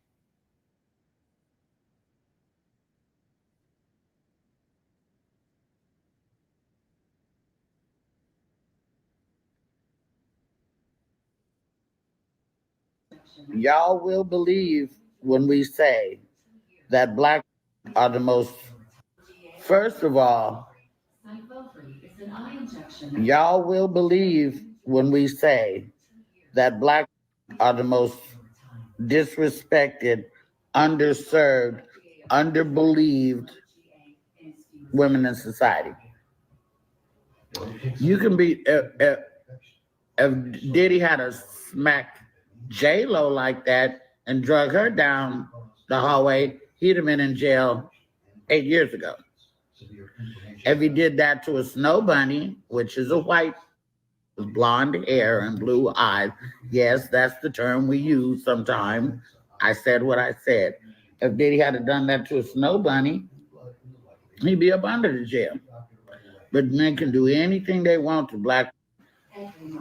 Part of it, and women have been getting their. Here's the thing.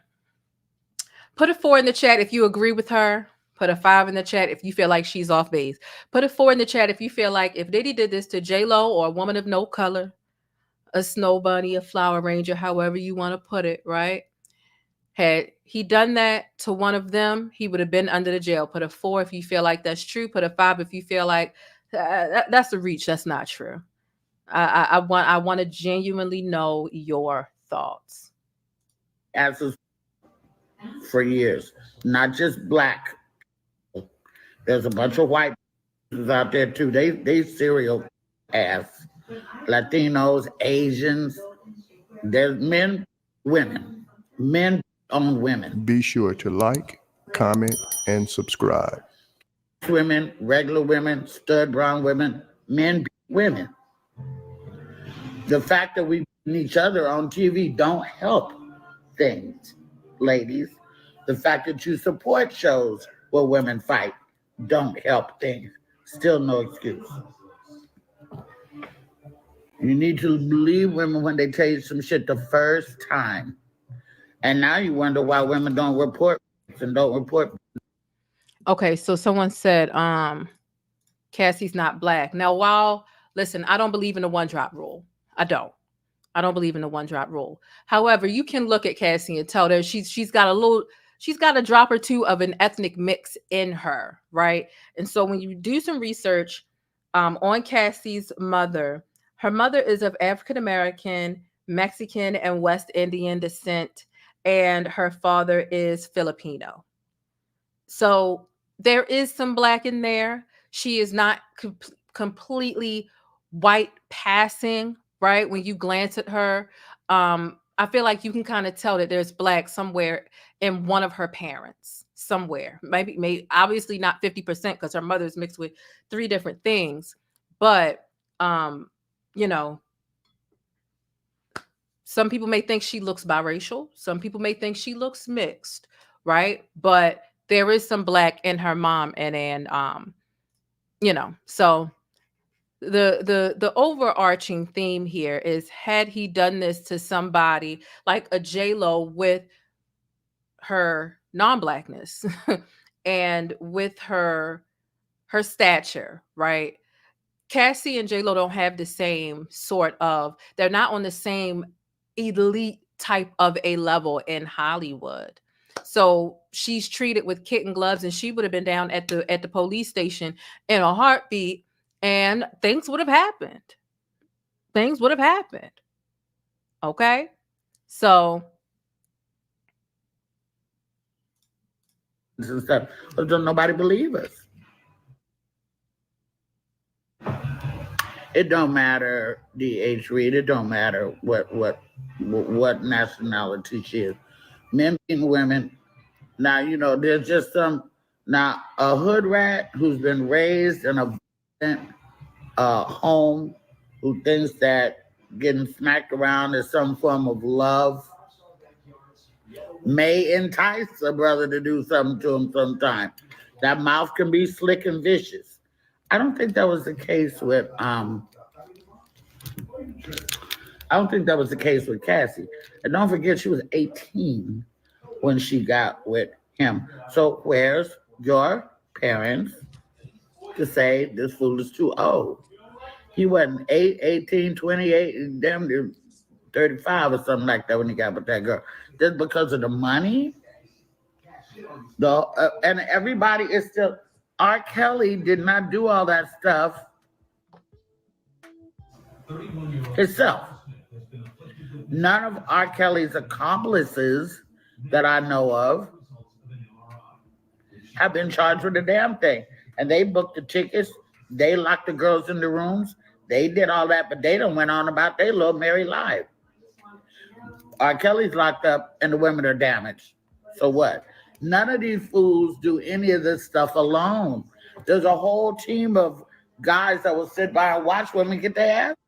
What is that?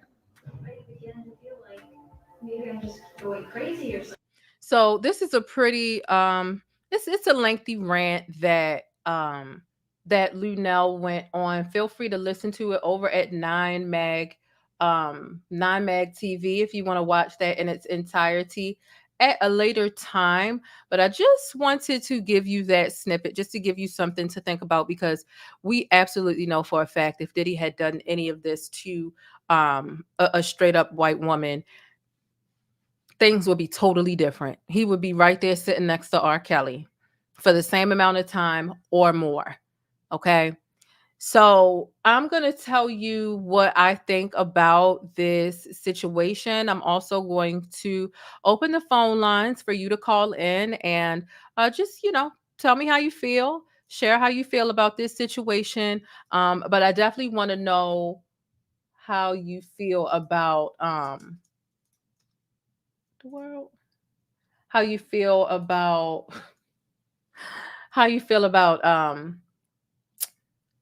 child, I just had a brain fart. What is really going on?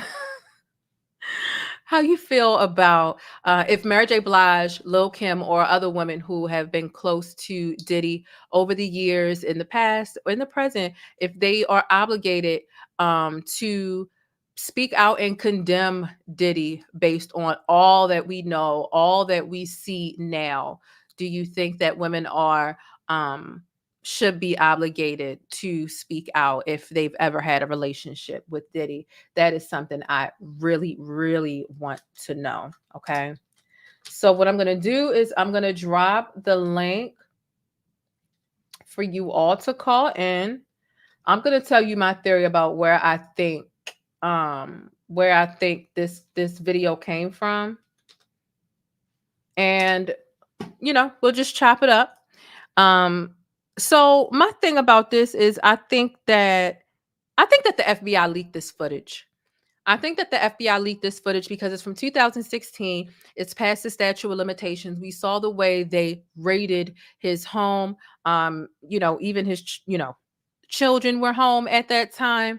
And they are trying their best. One thing about federal marshals and a federal case and an indictment and things of that nature, they do not like to be made a fool of. And they really like catching a big fish as in a big name. It is a big win for whatever prosecutor, whatever state's attorneys they have. That is a big win for them.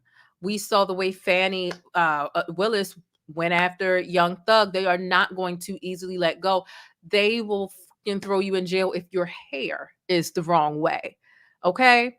And so the thing about it is, I feel like now we have heard rumors about Diddy purchasing this footage from the hotel, this Continental Hotel, back in March of 2016 for some odd $50,000. That sounds like a really low price to me, but hey, I don't doubt that he tried to buy it once he realized he was out in the hallway where there are cameras and he didn't keep all of the, the physical attacks inside of the hotel room. I absolutely believe he or his team wanted to buy that tape. Okay.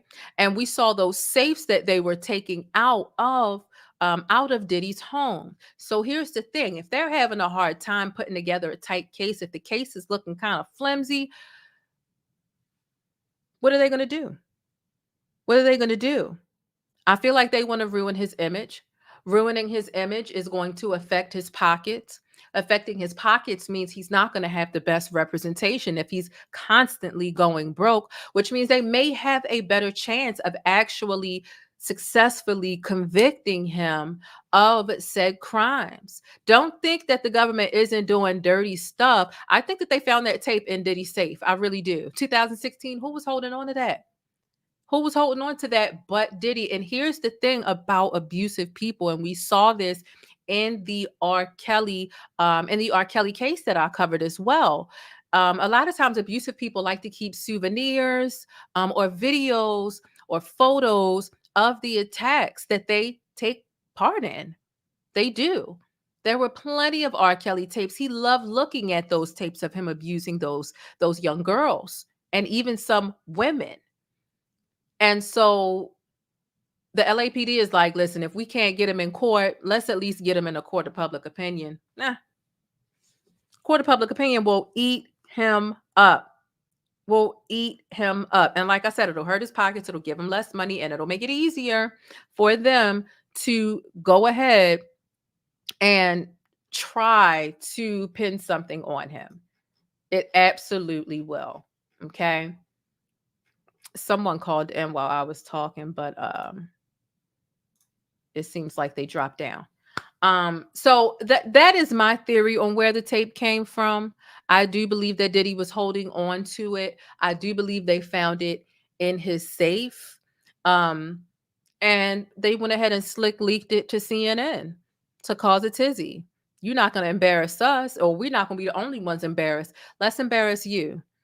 See, because you still got some people on your side. Let's go ahead and get some people to really see what type of monster you are in. What type of monster you are. Okay. So that's what I think. Lil Kim and Mary J probably got lawyers that work directly with Diddy. Yeah, a lot of people think that that they're still on payroll. And these are some of the things that Diddy would do in order to manipulate Cassie, which we know about. They had the same accountant. They had the same this. So if she was trying to sneak money here or plan an escape or a getaway, they had too many people, similar people that they shared doing work to keep their lives together. Accountants, personal assistants, managers, you name it. And that sort of intimidation, knowing that they're going to knowing that they're going to tell on you, because look, if you're going to stop a victim from escaping, you're going to get some sort of treat or some sort of bonus. Thanks for telling me. Thank you for letting me know, that type of system, tattletale type system, snitch system. So, because what else would be the benefit in you telling? What would be the benefit, So, that's my theory. I'd be curious to know your theory as well if you've called in. We've got a caller backstage. Y'all drop y'all pancakes down below, okay? And let's welcome in our first caller of the evening, all right? Hey, thanks for letting me keep you connected and in the know with what's happening in the Black world. Don't forget to smash on that like button for support and for more Black news. Hey, sis, what's going on? Hi. Real quick, sorry. Did you know that when I tried to click the link, it sent me to download the StreamYard app because it said that while it accepts some type of local recording, that I had to download the StreamYard app in order to actually come on to the show. Yeah, I called into someone else's show the other night, and I was very surprised at that because StreamYard, when StreamYard was like a brand new, fresh thing, they were like, you never have to download anything. It's a web-based thing. This way it won't slow down any of your devices. So I just found that out. I want to say it was last night or the night before I called into somebody's stream. So I still need to kind of get acquainted with like what these changes are that they are making. But yeah, thank you for letting me know. Oh, no worries. I just want to make sure. Not enough you know that. But how are you? How are things? I'm good. Thank you so much for asking. Child, this Diddy thing been keeping me busy.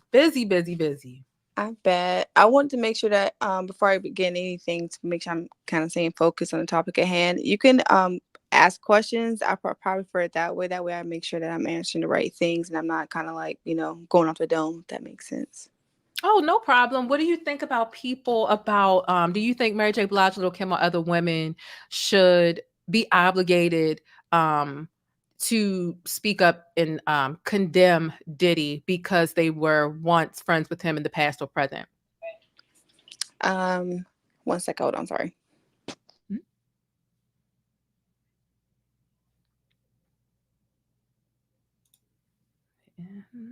Sorry, but that dog was barking in the background.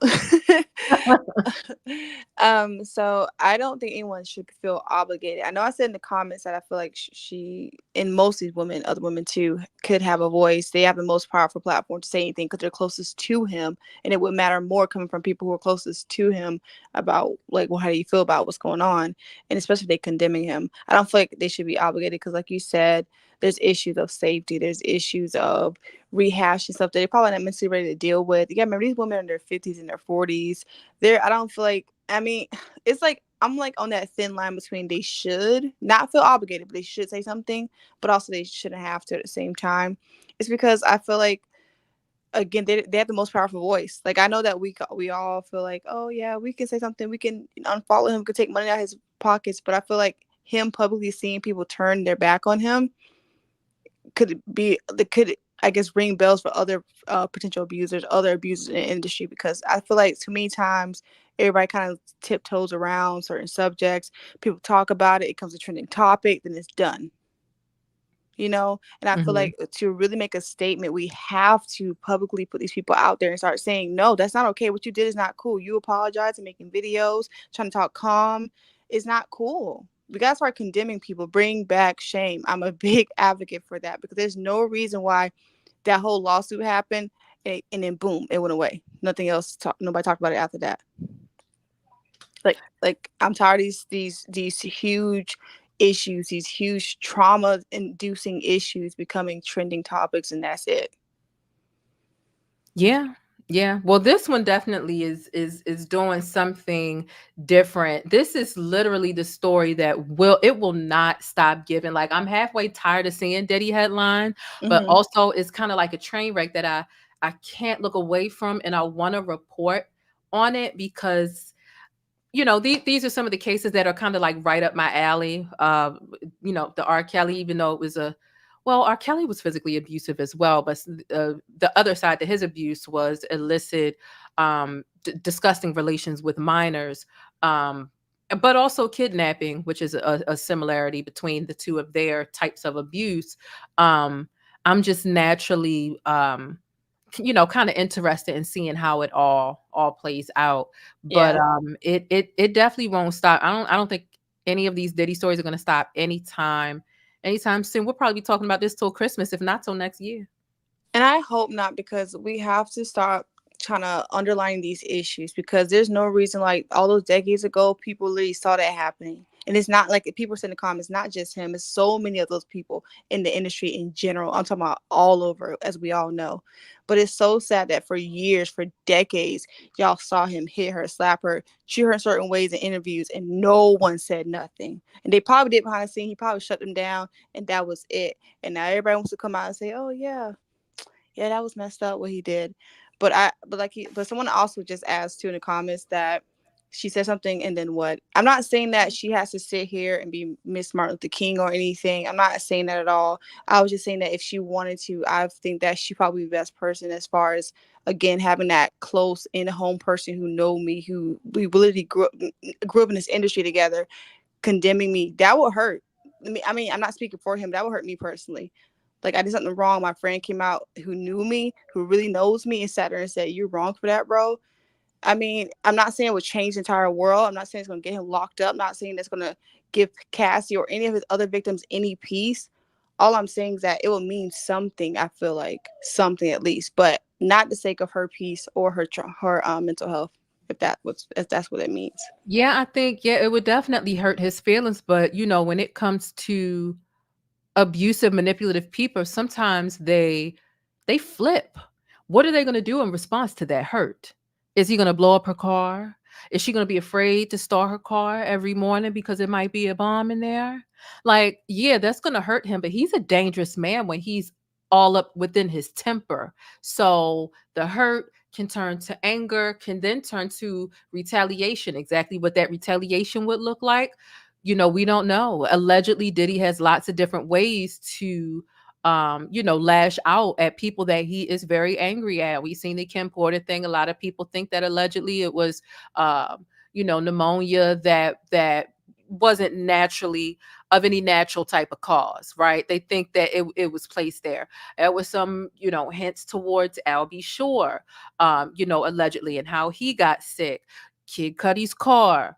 The list is kind of extensive when it comes to how allegedly revenge, the type of revenge that Diddy holds on to. So it really just could not be saved. That's why when I was in my situation, my DV situation, and I would talk to people about it, they'd be like, just leave. I'm like, you don't understand how dangerous that is.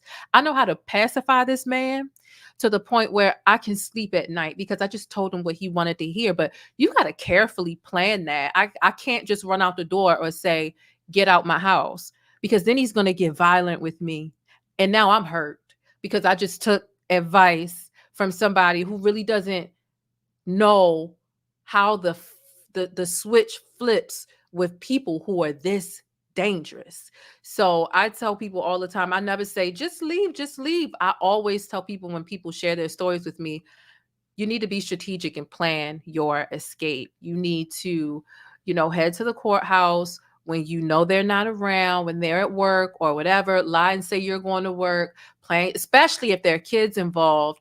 So, you never know. You never know what that retaliation may look like from him. He's a monster.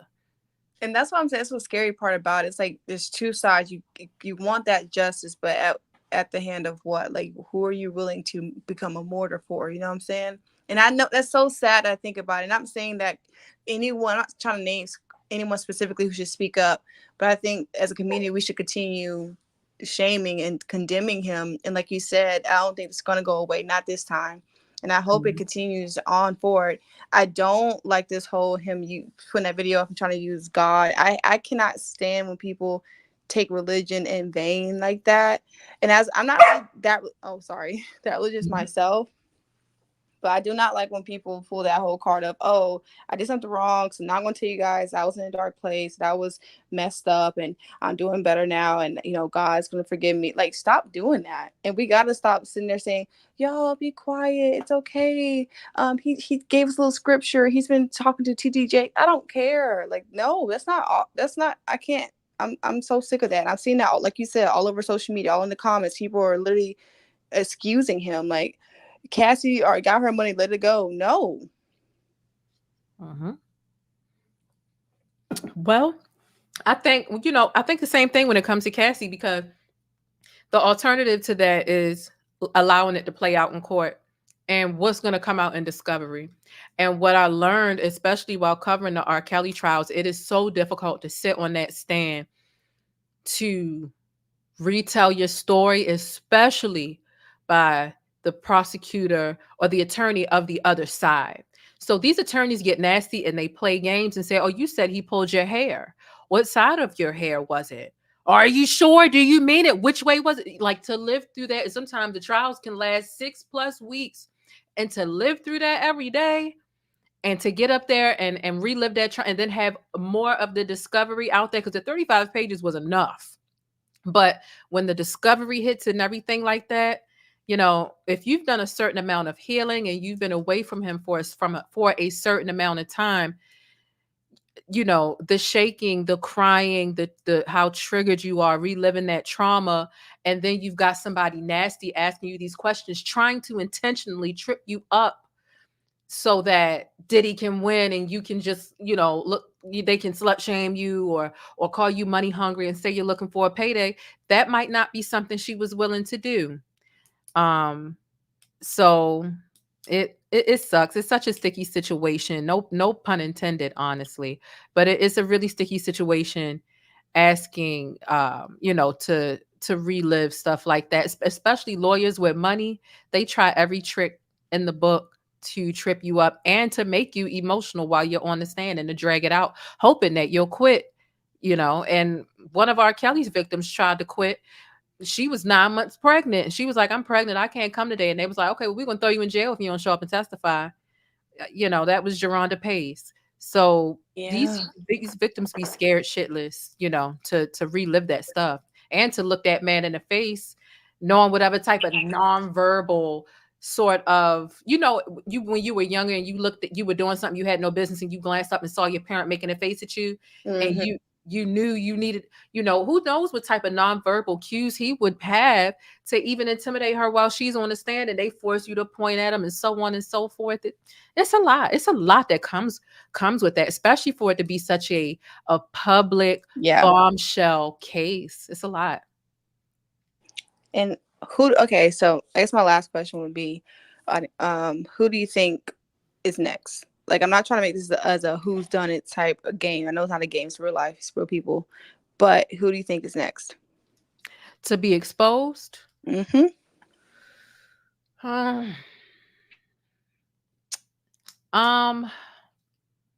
could be Timbaland. It could be It could be Jay-Z. I've seen some people. I'm not I'm not I'm not big on the tarot psychic thing. I'm not big on that, right? But there has been this woman that has successfully called out this play by play and what month it was going to happen and whatever. She's been saying it since last year. And everything that she has been predicting has truly come to pass.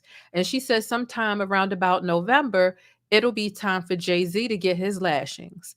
So I really, I don't know. All I can say is I hope that whenever whoever gets exposed, if the allegations are true, that the victims get justice. That's what I can hope, that it doesn't slip through the cracks. Um, and the victims, get scared out of really following through with all that the case and the public scandal of it all will entail, honestly.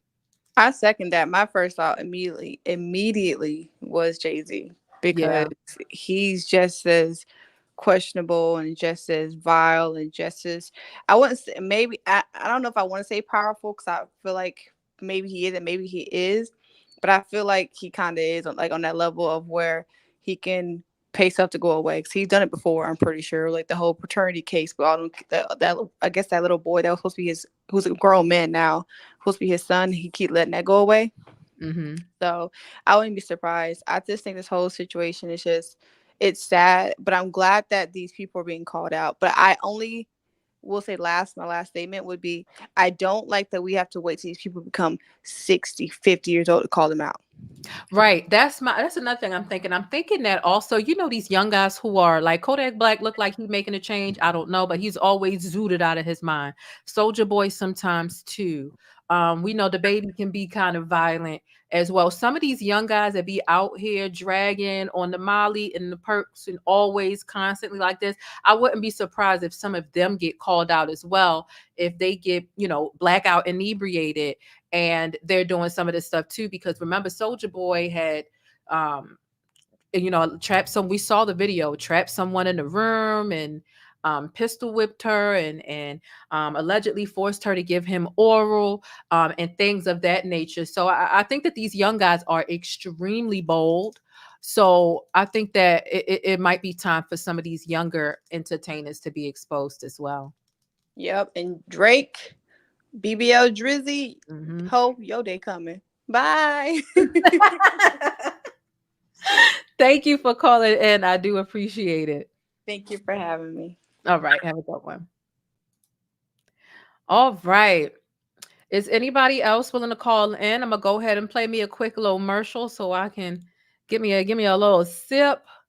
My little throat is dry. Okay. Okay. We have another caller. Let's go ahead and get into our caller. Hey. Welcome on, Jamal. What are your thoughts about this entire ordeal? How you doing? How you doing, Quinn? Dang, now I see that recording thing right here. Anyway, I learned my lesson last time I called in and tried to overspeak and, step out of my bounds with women's issues. But this is something right here that I think I feel pretty passionate about.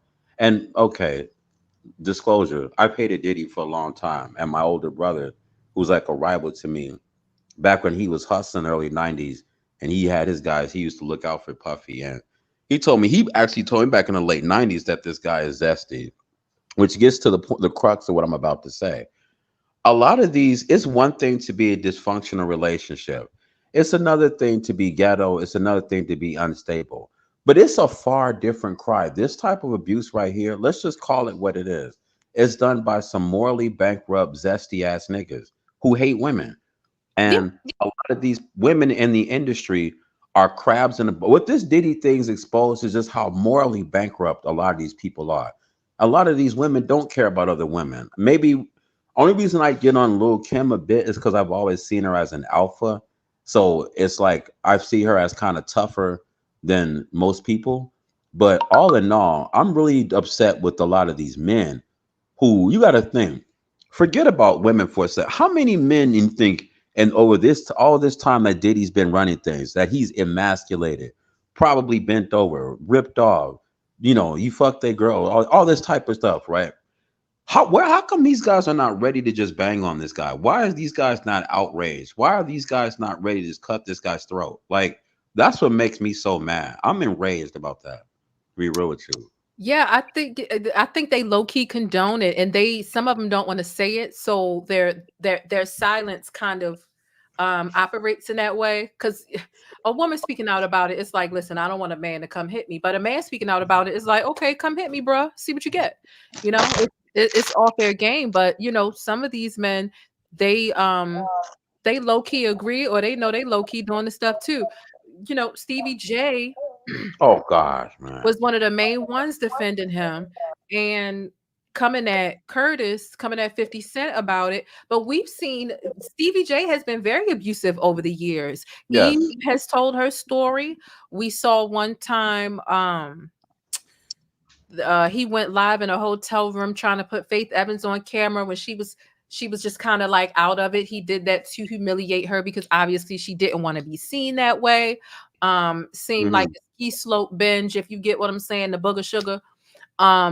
And so yeah, he's a very abusive person. So yeah, you have abusive men defending abusive men. This is the type of stuff that they stand by.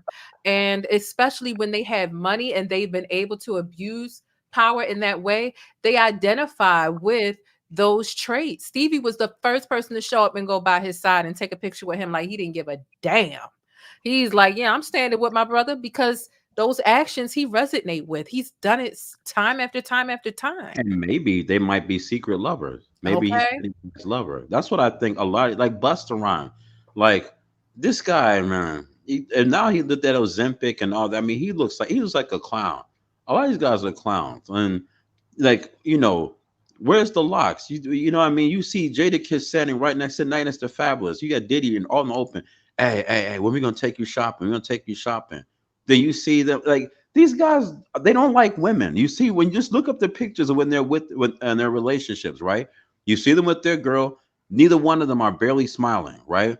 They get around the guys, they're smiling ear to ear. They can forgive the guys for everything. The guys rip them off, he fucked his bitch, so this, that, and the third. They can forgive each other for all kind of stuff. But when it comes to these women, oh no, they're ready to take abuse to the max. So I think that's what this speaks to, is that you have a culture out there, usually by men that are desirable by women. To be honest with you, that's the sad part. So the rest of the population of men don't matter anyway. So you have these guys who hate women. That's why they put out all this misogynistic music, and also I think what this Diddy situation also needs to happen is that it's this cultural cleansing, because it hurts when you see people that you grew up with. Even though I hated Diddy, but he made the 90s, and just, I don't want to take too long, but he made the 90s, and you see a lot of these guys from back then being exposed, and you're just like, wow, this is what we were listening to. These guys really, they said that they weren't being players and trying to show us the game. These guys really hated women, and they wanted us to get on that same vibe. And that's what I think you see a lot of now. A lot of these really, hateful, spiteful men who don't like women, and they need to be dealt with. And a lot of these guys are zesty, and that's part of the reason why. And these white executives, these big Jewish guys, right, who do all this stuff, perpetuate this stuff, push this kind of music. Maybe they might be involved in doing something to buck break some of these guys, and these guys are buck broken. Their wives find out about this, and they want to beat the hell out of her because they secretly don't really like her like that, because they want some booty action. And there's more and more of these guys coming out of jail and in the industry and all of that. So that's what I wanted to address, that part of it there. I also think that how there has been this uptick. There's been this uptick in people who were assigned male at birth identifying as a woman and going to play women's sports, because when they were playing male sports, they were losing, and they knew they could win against women. I think that these men be playing real tough, and they're confident that they can beat a woman in a fist fight, but they're not necessarily confident that they can beat a man in a fist fight. And I think that makes it easier for them to go ahead and abuse women, honestly. That too. And they can't even speak out against them on top of that, some of these men. Mhm. Because I mean, you could always pick up a weapon. You can, I mean, they have no problem calling boys to jump somebody, but they don't want to call their boys to against these executives who rip them off. They don't want to call their boys when they have to go to a party, and next thing you know, this guy is saying, "Hey, hey, hey, come in the back with me and do this, and we'll put you on this show or whatever." And now he feels embarrassed about that, and he want to take that out on his girl. You know, Yeah. that type of stuff is going on. Especially with these, because I mean, this is outrageously abusive. Like, I know guys hit a woman. I've gotten, done something that shouldn't have. But this, like, I generally love women. I just had to be in a more stable situation and, take accountability. But this right here, this the kind of abuse. As I'm getting older, I realize, no, this is by guys who don't like women, and they have power. They are big headed. They're arrogant, and they not only don't like women, they are the main ones who perpetuate this. Like, I like women of other races, but like these guys perpetuate this, racial superiority thing. They really want to be white. So now they want to really beat on that black woman, because not only do they hate women, but then they're mad that she's black and she's the same color as them, and she reminds them of them. Like, I'm talking about for these industry artists or guys who are affluent that do this abuse. Nick Cannon. Yeah, Nick Cannon, he's also another one. He has racial inferiority issues, and they project this outward. Like the time, like when they talk about how Diddy, I was disgusted to hear he did this. How and Cassie also laughed at Kim Porter's abuse, because Diddy, would basically tell Kim Porter, like, look at Cassie, look at you, you're not as attractive, and you know why. Like, that kind of stuff right there, I think is just horrible that men do that. Those kind of guys do that. Again, like I said, it's one thing to like women of other race or even have a preference, but to go to that extent to try to tear them down, that means on the internal, you feel that way, and you really want to make sure that somebody else feels that too. And it's, no Diddy. And it's Ultimately, they look disgusting. at us as objects. They are in love with their homeboys. I mean, true, like deeply in love with their homeboys, and they just look at women as objects and trophies.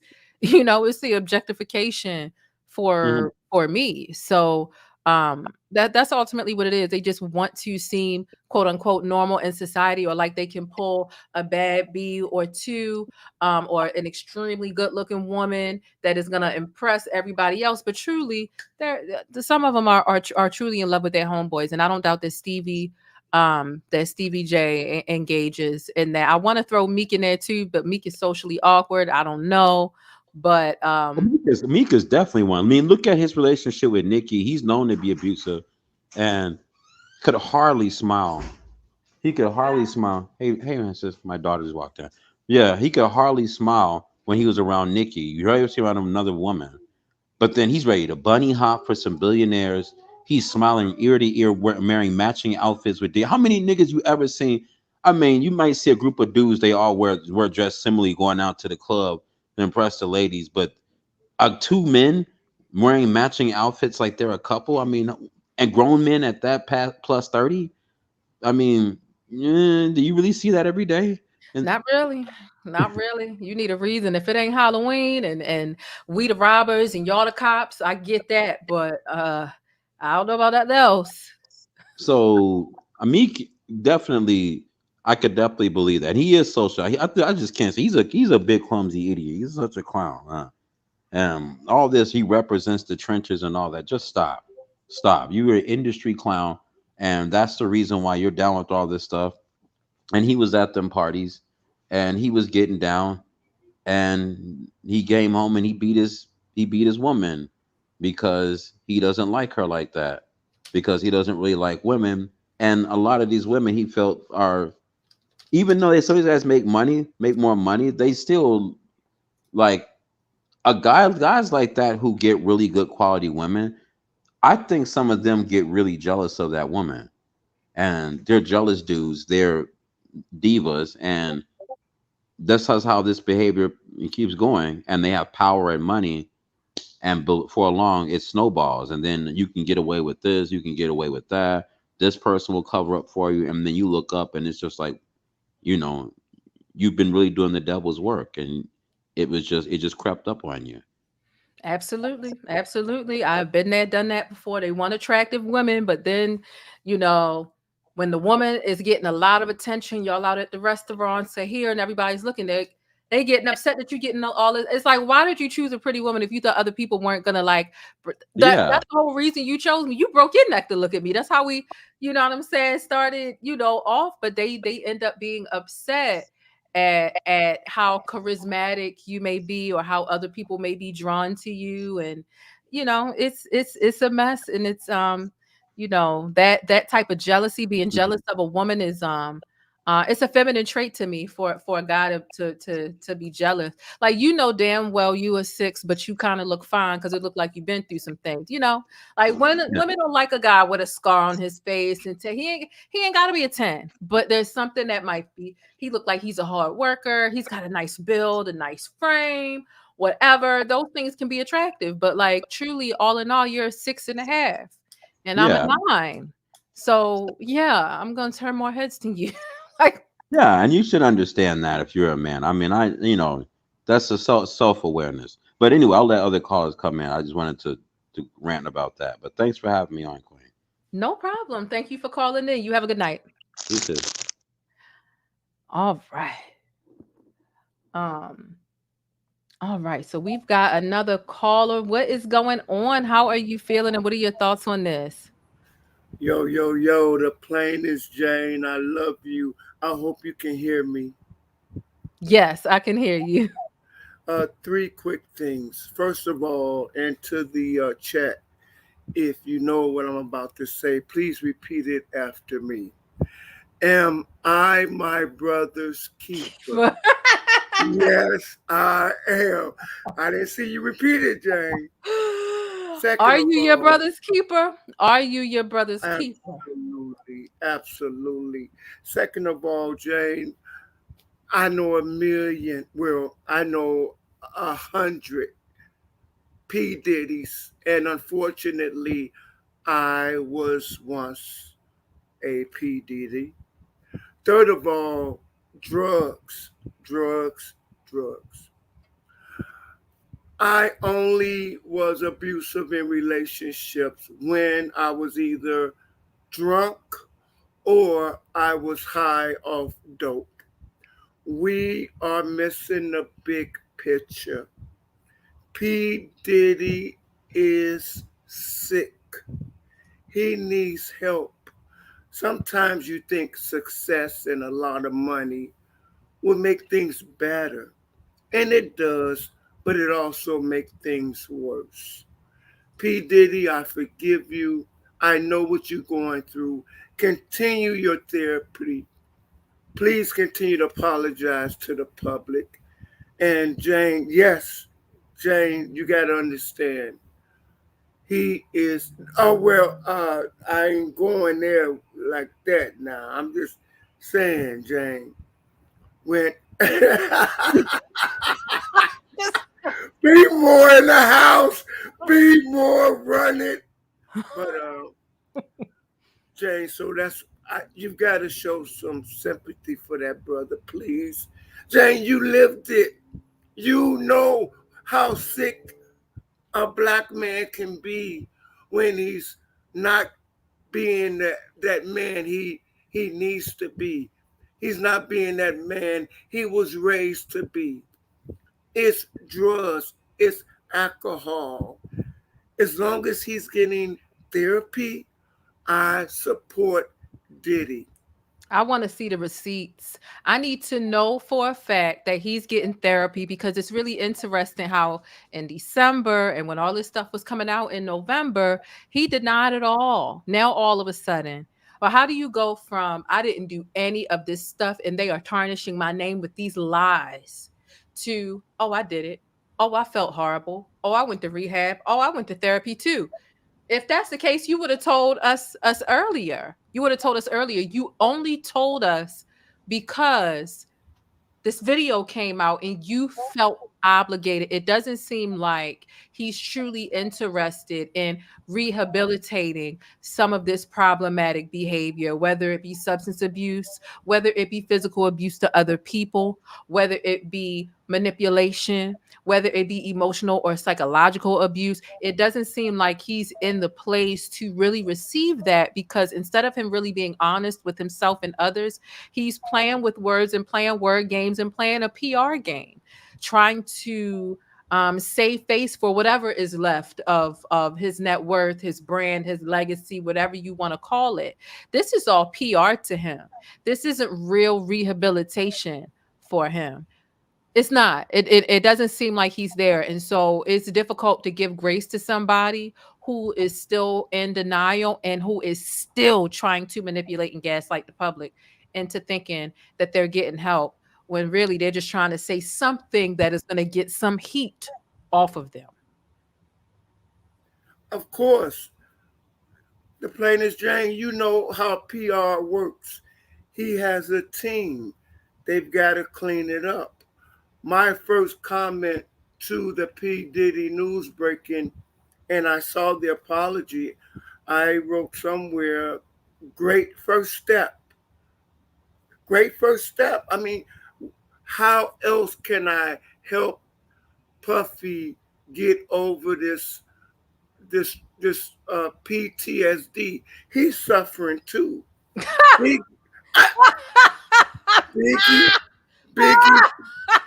Biggie Smalls assassinated.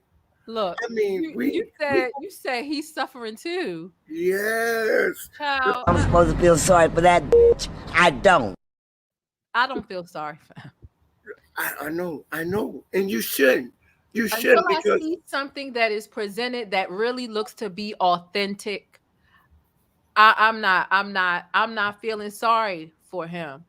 It's not making sense. It's not making sense. You remember when you did something to somebody when you were younger and your parents made you apologize? Those forced apologies don't mean shit. If the person genuinely wants to say I'm sorry, they don't have to be coached or, put in a heat cooker in order to get to that point. This apology is only because he feels like this is the only thing that's going to get the public off my back. That shit is not real. So how can I give grace to somebody that's not even being genuine and authentic? the plainest Jane, I saw sincerity. I saw authenticity in that mea culpa. Puffy has a wake-up call. Puffy couldn't be touched. All these rumors about this, about that. I mean, then to say he's a homosexual. I mean, Puffy got his wake-up call. And I truly believe Puffy is going to learn from this experience. Jane, you know what it's like to live with someone who wants to be physically abusive. You know that person is traumatized and emotionally unstable. Right. And I also know that person needs to actually get help. I was in that situation. I've been going to therapy. I've been going to therapy. Come to find out, he wasn't going to therapy. He was leaving the house for an hour, hour and a half, and coming back and saying, I've been going to therapy. I've been trying to get it right. I found out he never was. So they will say anything to get the grace that you are asserting that we should just give up. They will say anything to attain that grace, but they're not really doing anything to change. The best apology that you can ever give to anybody is changed behavior, and he's still a manipulative monster. So if he's not being honest with himself, I'm not spending my time having sympathy for somebody that beats women asses.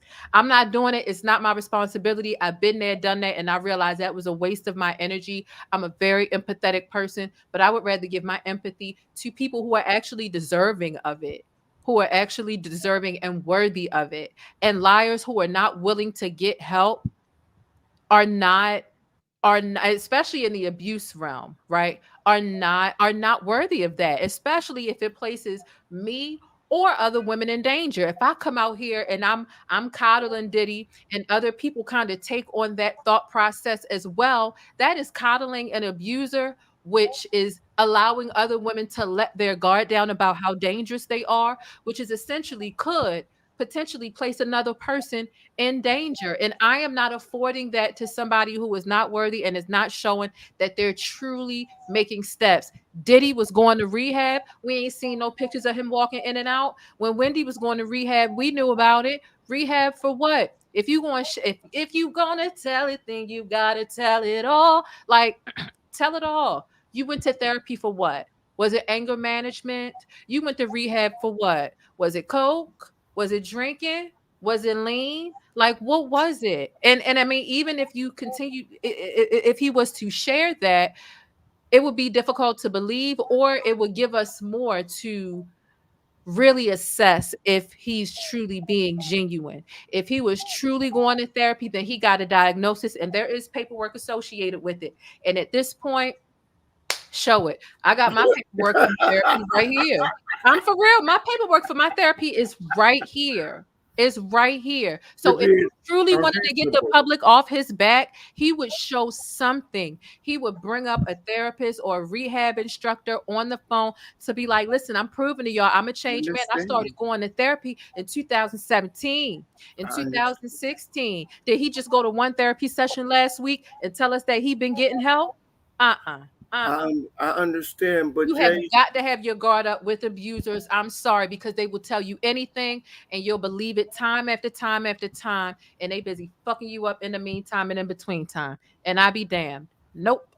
Keep your guard up. Save your grace for the homeless man on the street and give him that bag of chips. Give him that $1.50, $2, whatever change in your pocket. Put your empathy there.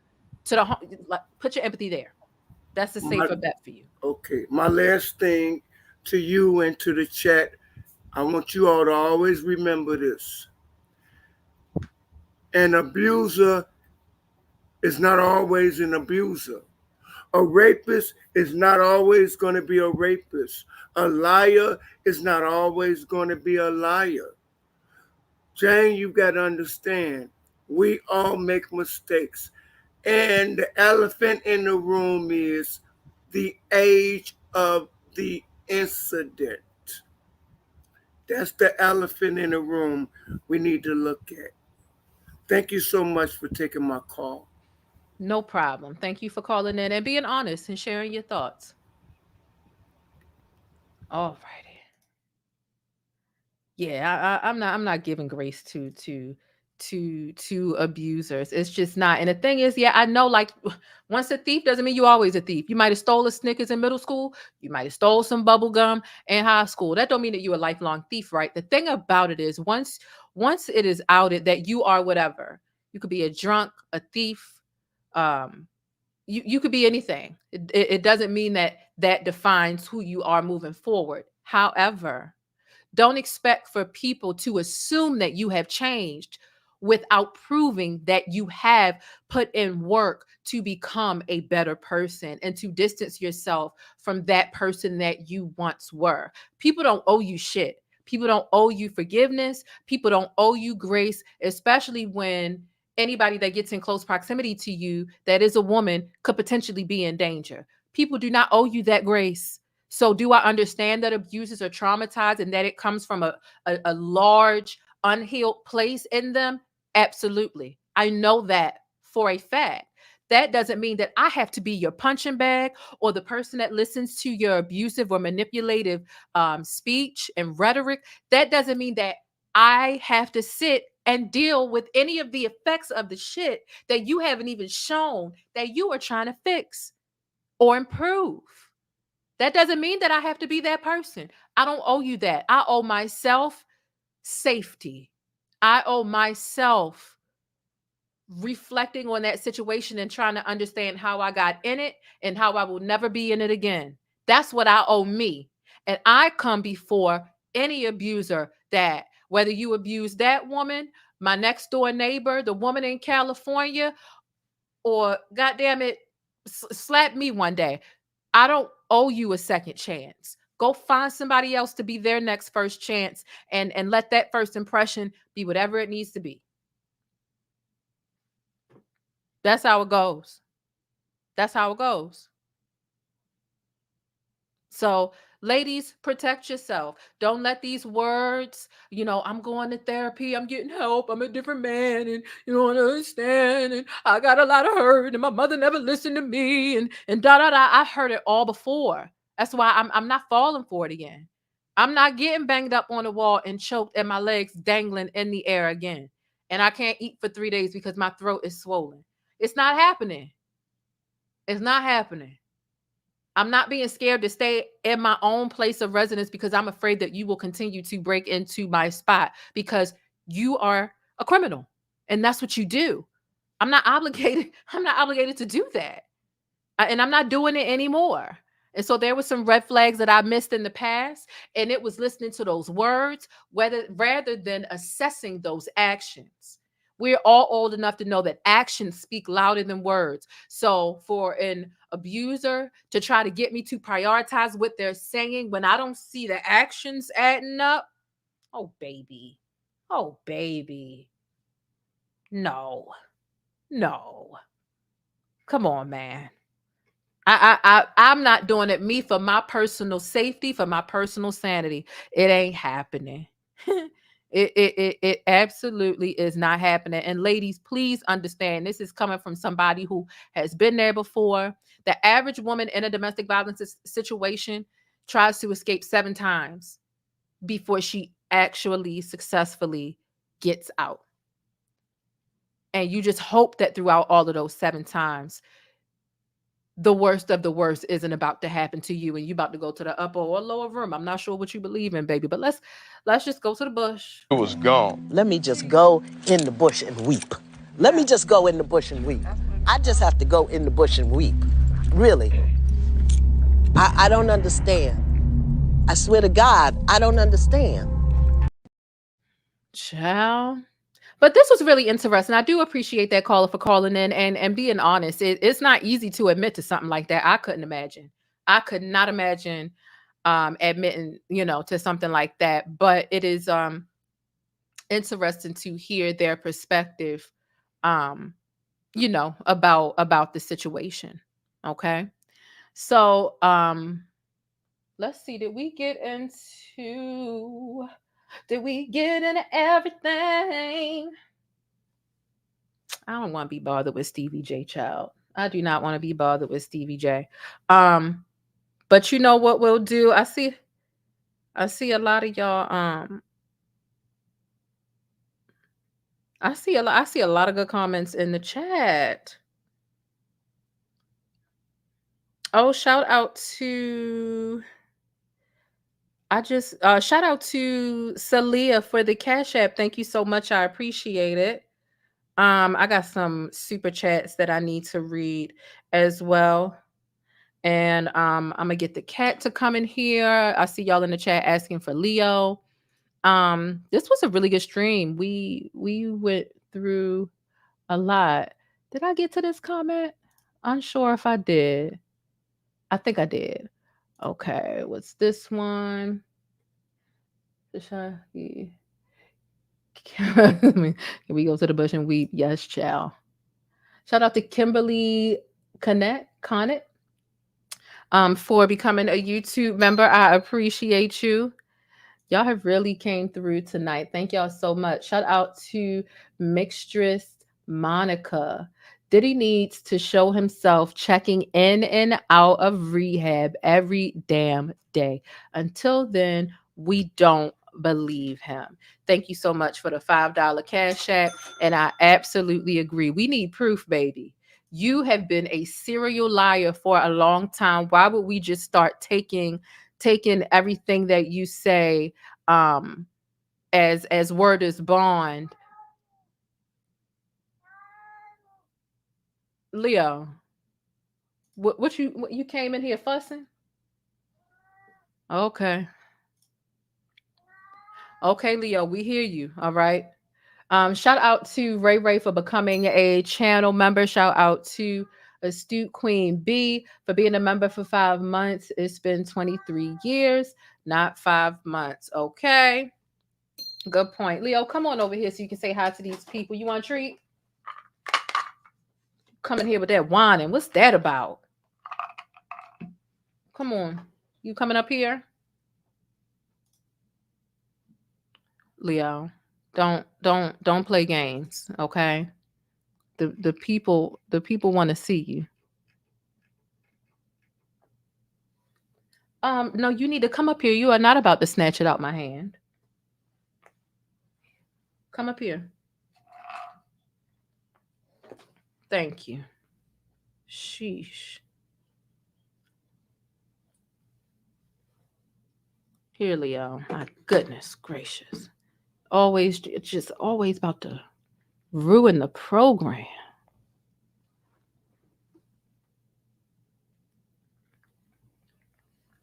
And say hi to the people. Show them your Cuban. Say hi. You look miserable as hell. What's wrong with you? Was you sleep? Bye. See, I care about my child. I got my baby. I put my baby first, okay? Leo got his Cuban link way before I got my Cuban link. Matter of fact, he got his Cuban link over a year ago. 2 of them. He got a gold one and he got a silver one, okay? I put my babies first, all right? Sheesh, Louise. Leo, get down. Get down. It's not a thank you, because it's not a question. Why he do me like that? He fusses at me like that every day, just talks to me crazy. Like I'm not the one running this thing. Don't make no sense. Leo, get down. Get down. It's not a thank you, because it's not a question. Just a big baby. Y'all, how did you like the stream? Did you already hit thumbs up? What's going on? I feel like I laid down a lot of facts, a lot of education. A whole bunch went on in this stream. But for the abuse, for the abuser apologists, for the domestic violence apologists, let me just say this. Y'all need to stop. Y'all need to grow up. Grow up.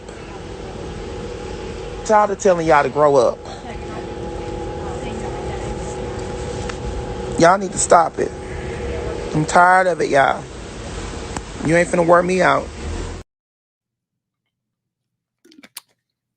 Child.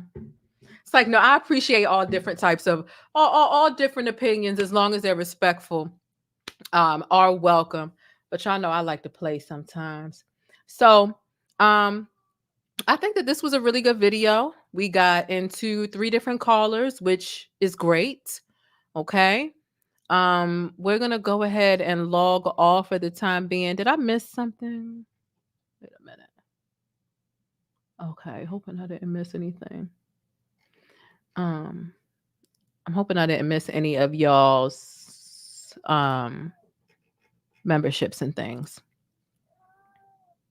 Okay, Ray, and I see Tia T. You just became a member. I think Tia is rejoining because I think Tia was a part of it before. But nonetheless, this was such a good stream. Please make sure you hit thumbs up on the way out. Also, make sure you don't miss out on any of this Black news, the celebrity syrup that we will be spilling over here. You definitely want to make sure you subscribe and hit that notification bell. Because listen, things are always sticky in Hollywood and in real life. Okay, people. Leo, give me a moment.